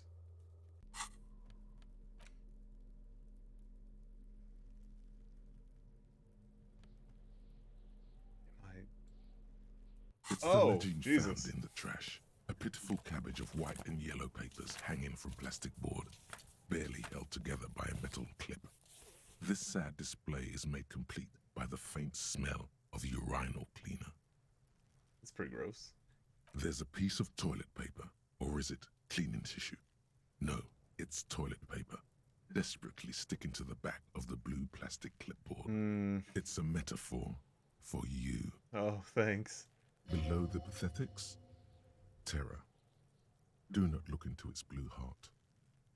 It's just toilet paper sticking to the back of the plastic clipboard. You can take it off if you want. Leave it there, it's cool. Still wet, the toilet paper peels off the plastic easily. All you have to do is shake it off with your finger and voila! The ledger now looks marginally better. An aluminium block runs the width of the board, biting down on the paperwork. Its crocodile teeth are the only thing keeping the papers together. The surface is interrupted by a silvery sticker. It's rectangular, sparkling with iridescence. You don't know how you didn't notice it before. What? Yes, halogen watermark used for adding information to RCM property. Hmm. It depends. Aside from an anti-counterfeiting stamp, mine has my station number and address. The information varies by date of issue. How many years you've been on the force, he's thinking. It'll have that. Hmm. Any capable light with the right wavelength will do. All Like... RCM vehicles have had lights designed to reveal halogen watermarks. Mine too. This means you can read the watermarks if you just turn the lights on. Okay. While a bunch of sodden papers sag from the clipboard in your hand, it's a sorry sight. They're not exactly white. They're yellowed in patches by sunlight and alcohol, and covered in dense blue handwriting. Ink escapes into watercolor patterns, reaching its tendrils across entire pages. The paper itself is checkered, with faint red lines, forming short paragraphs. Once in a while, there's a red stamp that exclaims, "Case files, commit to paper." The case files themselves are plenty.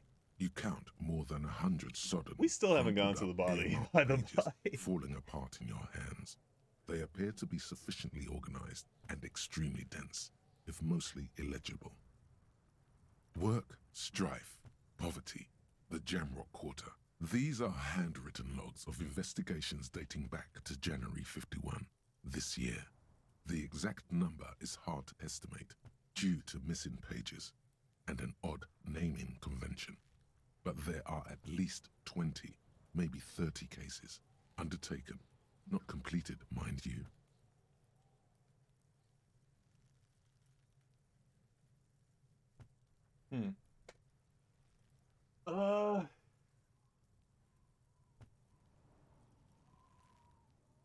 Mention of a naming convention. Count the pages to open an official case. It's their room. Yes, it appears you employ a, shall we say, robust yet literary system. Each investigation has its case number written on the margins.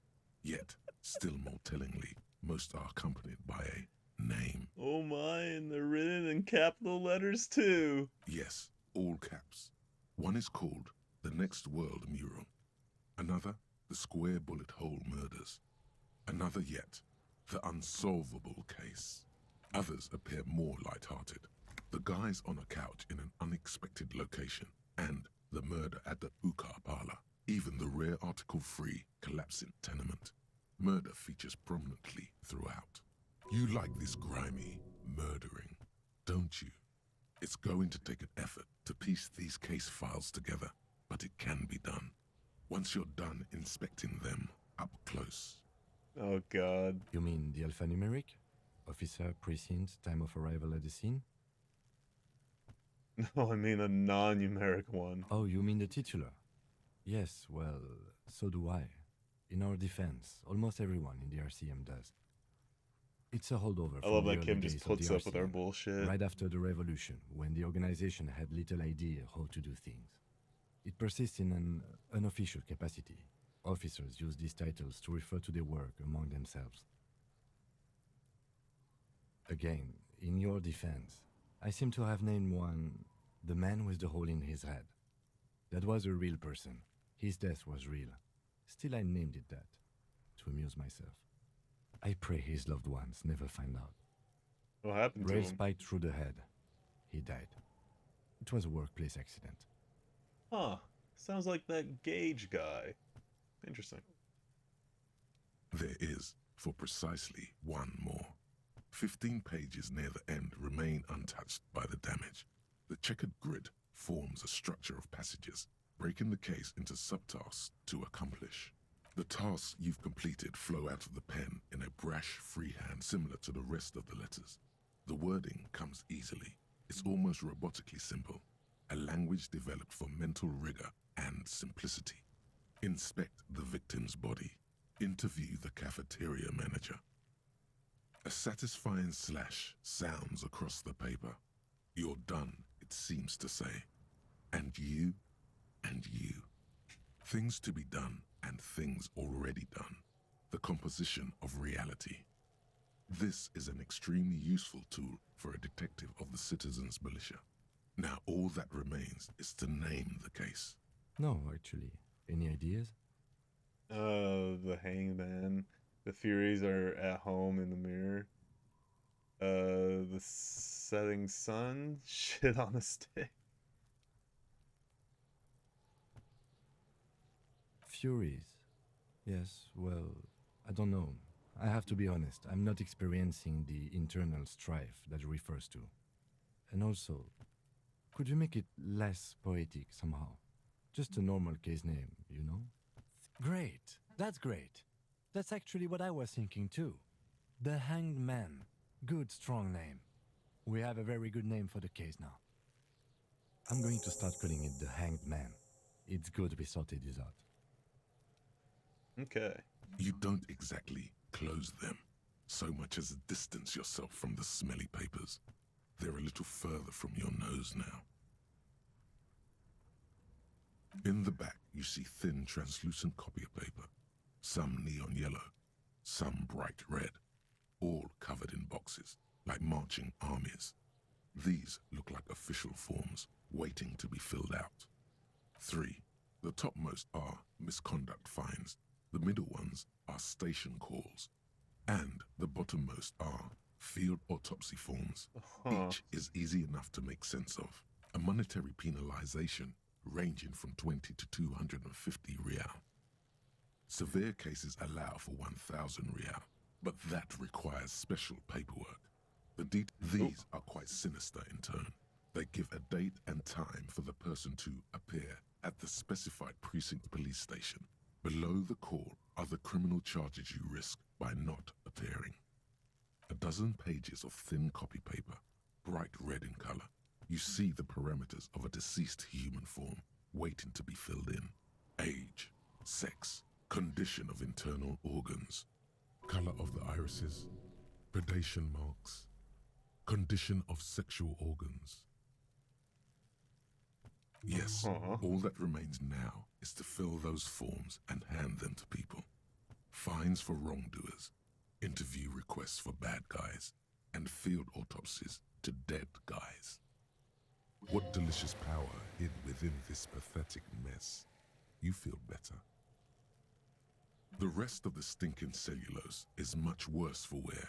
Being sandwiched between the board and the rest of the paperwork must have spared the fragile Smell the ledger. I don't think I want to do that. It's made of dark blue plastic, hard enough to beat someone to submission with. The edges are rounded, however.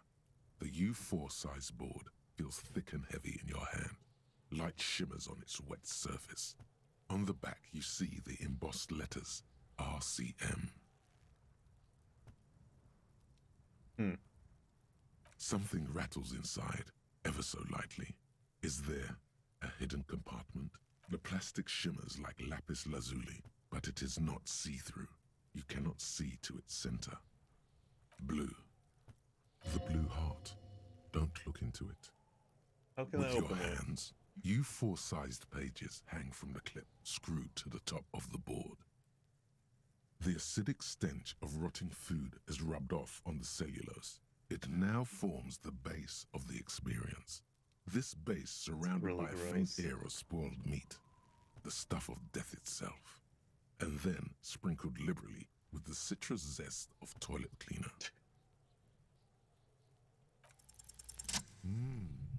The two sides of the board appear slightly misaligned, like a drawer that's come off its slides. If you bend the plastic on your knee slowly, the slides snap back into place. It should be possible to just, without resistance or sound, the two panels move against each other. The two ticket stubs and a handmade postcard. Two octopuses are smiling, reaching their tentacles toward each other in the colored pencil drawings. The tickets permit access to the zoo in Revachol East. The aquarium costs extra. These let you go there, too. Fucking kill yourself, you asshole. What? Thin wax paper has been glued to a piece of cardboard. Sounds like leaves rustling when you pick it up. You see violet flowers, floral patterns, patches of glue. It smells of chewing gum, apricot flavored. A touch of cinnamon, the end of summer. You think the label says tutti frutti. Huh. Familiar handwriting lines the inside of the card. Looped, round letters in a woman's hand. Harry, it begins. You're already reading. I wanted to write you a letter so you can read it when you wake up. Maybe it will make you happy. Throw it away, please. It'll make me happy.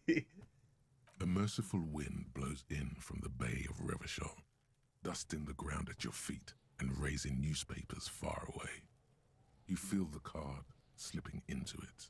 Let go. Hold on Your to it and read the hands card. shake, holding onto it. Every morning when I step out and you're asleep behind me, it says, I find a little piece of sadness in me. I carry it in my chest, down Voyager Road. Every step I take, it grows. By the time I reach the fuel station, it has filled me entirely. I step onto the light rail and look back. Sparks fall from the bow collector. I know it will be like this until late afternoon, when I get off the 42 and walk back to you. Aww. You. Every step I take will get lighter. It almost makes me run. Sometimes I do. I can't believe I met you. I can't believe the happiness I feel with you. You have a vast, vast soul, and I will always, always, always come back to it. Kisses, kisses, kisses. You feel the air sucked out of your lungs and the blood sucked out of your head. Everything around you gets dark. Did I just... Small white dots appear. You feel the Did I just ledger faint? slip from your hand. No, hold on. To what? There's nothing. Detective, is everything all right?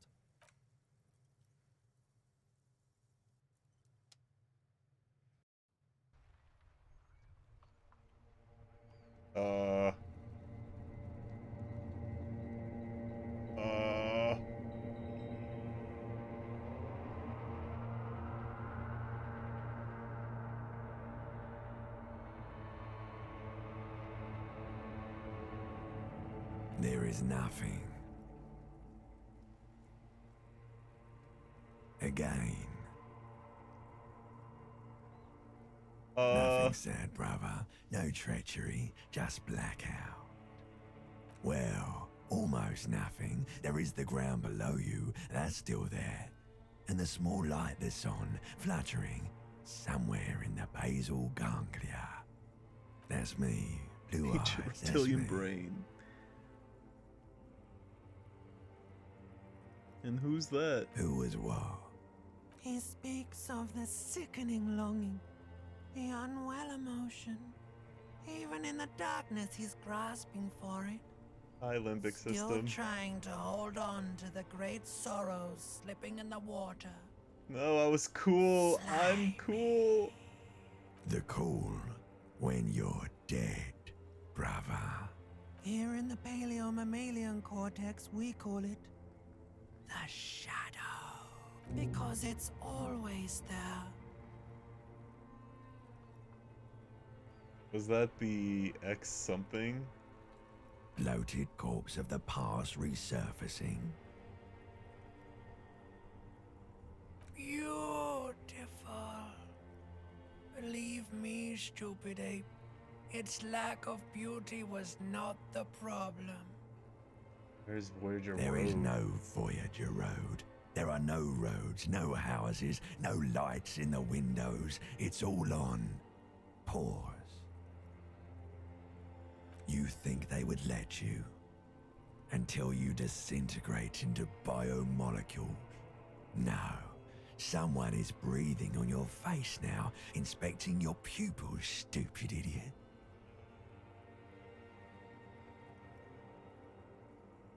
Yes, they're pouring something on you. It's in you. And It's delicious. Glowing lights on a dashboard emerge out of nothingness. In the upholstered cabin of Lieutenant Kitsuragi's motor carriage, seated in the driver's basket, the air is thick with leatherworks and heavy fuel oil. Cold water runs down your chin. Drink. Water. The water is cold, silvery, the stuff of life itself as it pours down your parched throat. The pounding in your head recedes. The darkness parts. Drink. You haven't drunk water in 2 days. Did you know the human body is not made to survive on alcohol alone? You need a secondary form of hydration. With greedy gulps, you down half a liter of cold water. Some of it spills on the driver's seat. The lieutenant pays no heed to it. What happened? Came in contact with the burnt out ruins of past. You were reading your paperwork. Then you passed out. I carried you to my kinema to take you to a hospital. Then you came to. 10 minutes, maybe. That does sometimes happen. You dropped these. Are you okay to proceed?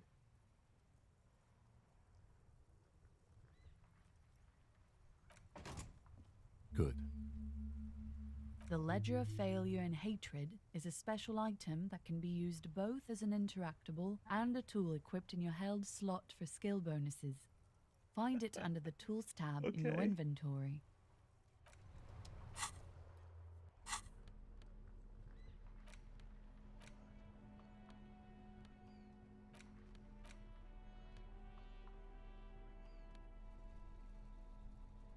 Hmm.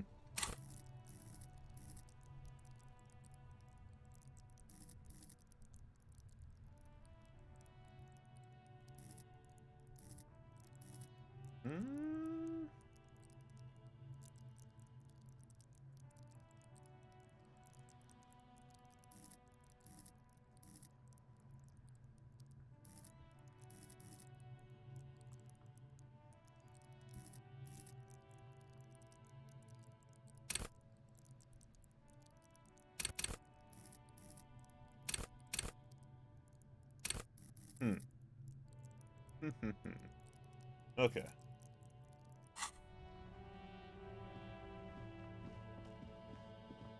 But since we're here,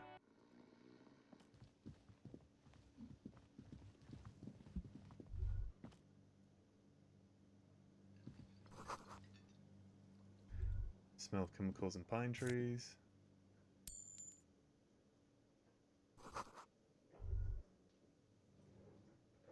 A thin man is smoking below an exhaust hood, occasionally sipping from his mug. This must be the Whirling's cook.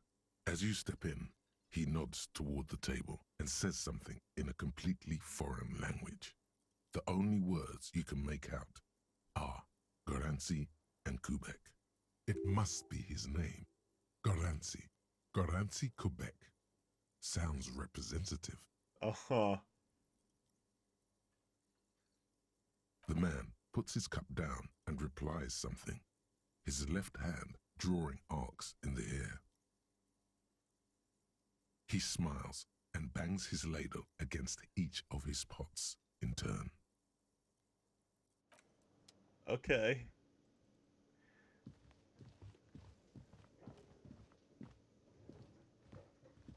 Can I help you?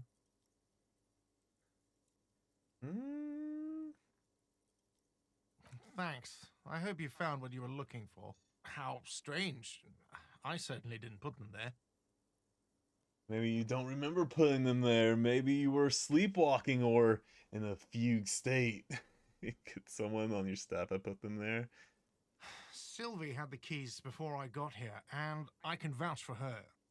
I can vouch for all my staff. None of us would tamper with the crime scene. The trash collection service, CS Municipal. I don't see why they would put anything in the trash, though. Ah, the elusive CS Municipal. I doubt we'll be able to track down who was sent here last and when. This will have to be one of those little threats that solves itself down the road.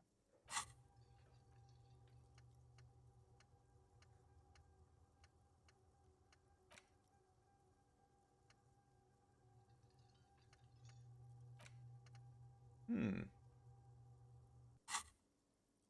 Clinton Street, near the Boogie Street Diamond, a small truck rattles down an alleyway.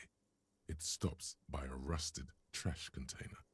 Two men, their faces rough and swollen, jump out. They look at the container despondently. CSM is written on their backs. Thank you anyway. I think fugue states are more your forte, officer. Yes. Another thing. Great. Yes. Okay. You see a heavy steel door with a prominent dimple lock. You immediately feel drawn to the color. Blue is for mystery. The cobalt blue surface feels rough to touch. The stainless steel door is flush with its frame on every side. The door does not budge. You do? It's a door in the back of the kitchen. Why do you care where it leads? Drawn this is cobalt blue. It's part of the whirly and rags. Something about this place that makes me want to know. Out of duty, we may find something pertinent to our investigation. Yes. I suppose it's worth seeing if we can get in. Just to be thorough. As a side investigation. Gart is the person to ask about this. The cafeteria manager.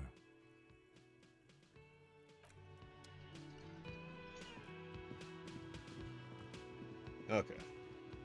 Can I help you? Another thing. Great. Oh, yes, that door. Sure. There's nothing mysterious about it. It's just a door. No, I don't have a key. I don't know how to get there. And I don't care either. It's not like I've been wondering about it for 10 years. It's just a frit warehouse, probably. Or some boring storage space with a bunch of old junk and dust. Junk and dust. He's attempting to maintain an air of indifference. It's absolutely not convincing. Fine, okay, a little. But my job doesn't leave me time for wondering about one locked door in one of the cafeterias I manage. So, I haven't opened it. I have cleaned the whole place 100 times over, though, after the animals. And I haven't found a key, so good luck with that. Yes? Hobocop. Oh god. Jesus. Technically, you wouldn't be a cop anymore, but a hobo. That would mean game over for the cop chapter of your adventures. But who knows where the hobo part takes you? To the bar? The old L'Assommoir? To the pier or the sewers? To Le Royaume, where for 300 years they interred the dead. You could plunder royalist crypts for long-forgotten triple malt bourbon, then fight the Aramakan beast that lurks the bottommost sepulchres. The secrets of the city are all yours at last. Hobocop.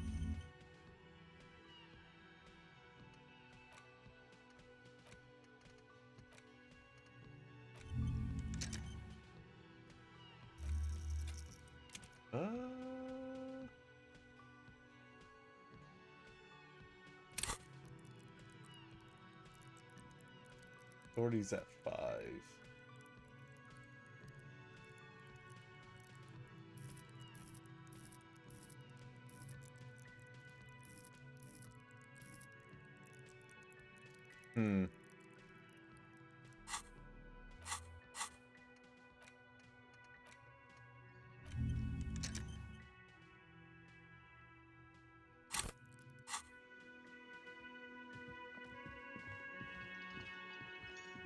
I wonder if I can... You see a heavy steel... No.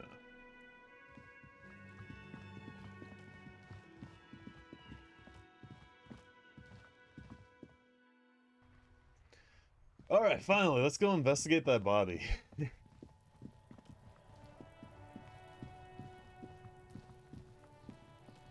There he still is, looking right through you.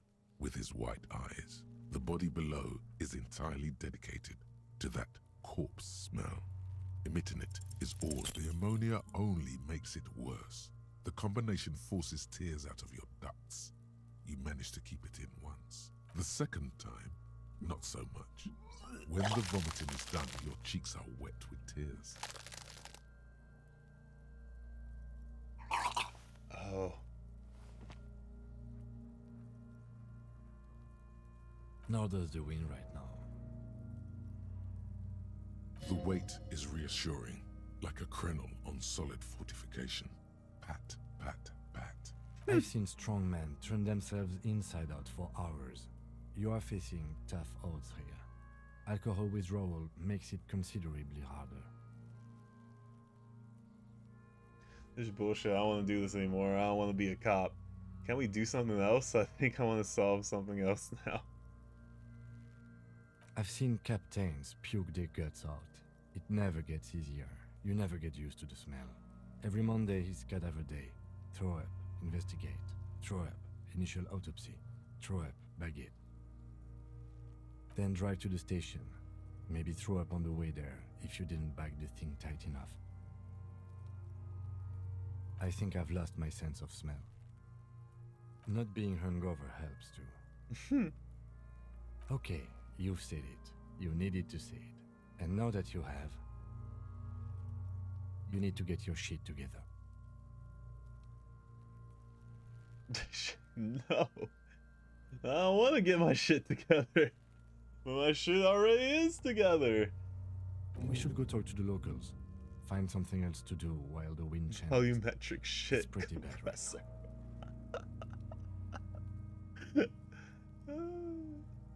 You've gained a thought. When this dialogue is over, go to your thought cabinet and internalize it for special bonuses and effects. Give it half an hour. Get yourself together. Then come back and have another go.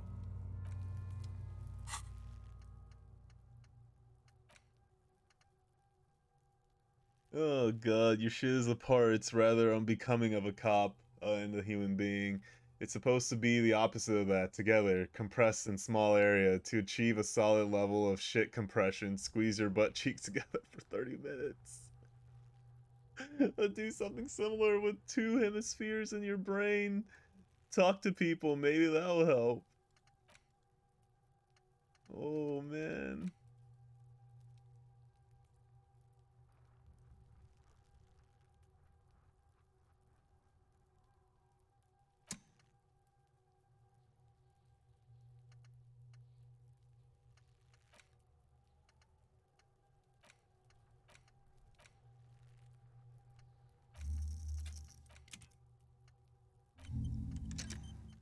Yeah. Here we go.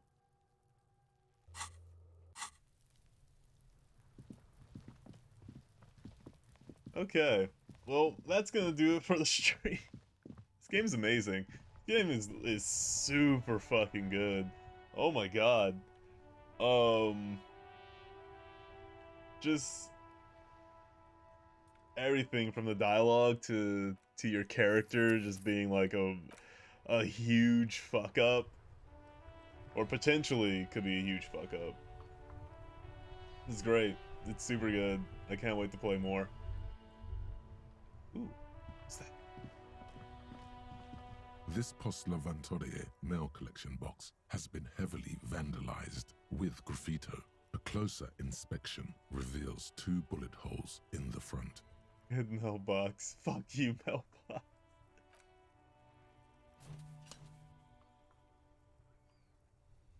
The box seems happy. Eat shit pig, fucked by the coon, and St. G with a crown have been scribbled on it. Jenny is a whore, and best set mailbox also. Fill you mail collection box. Been there. Post La Venturi?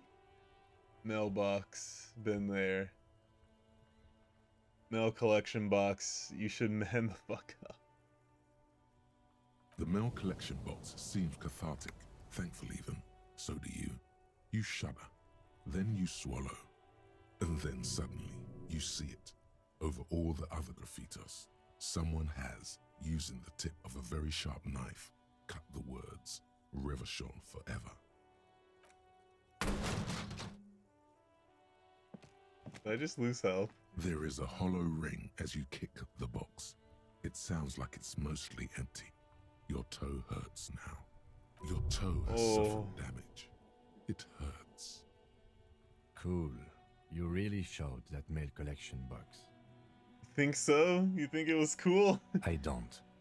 Let's go. He must see the box as the weaker of the two, and you as a bully.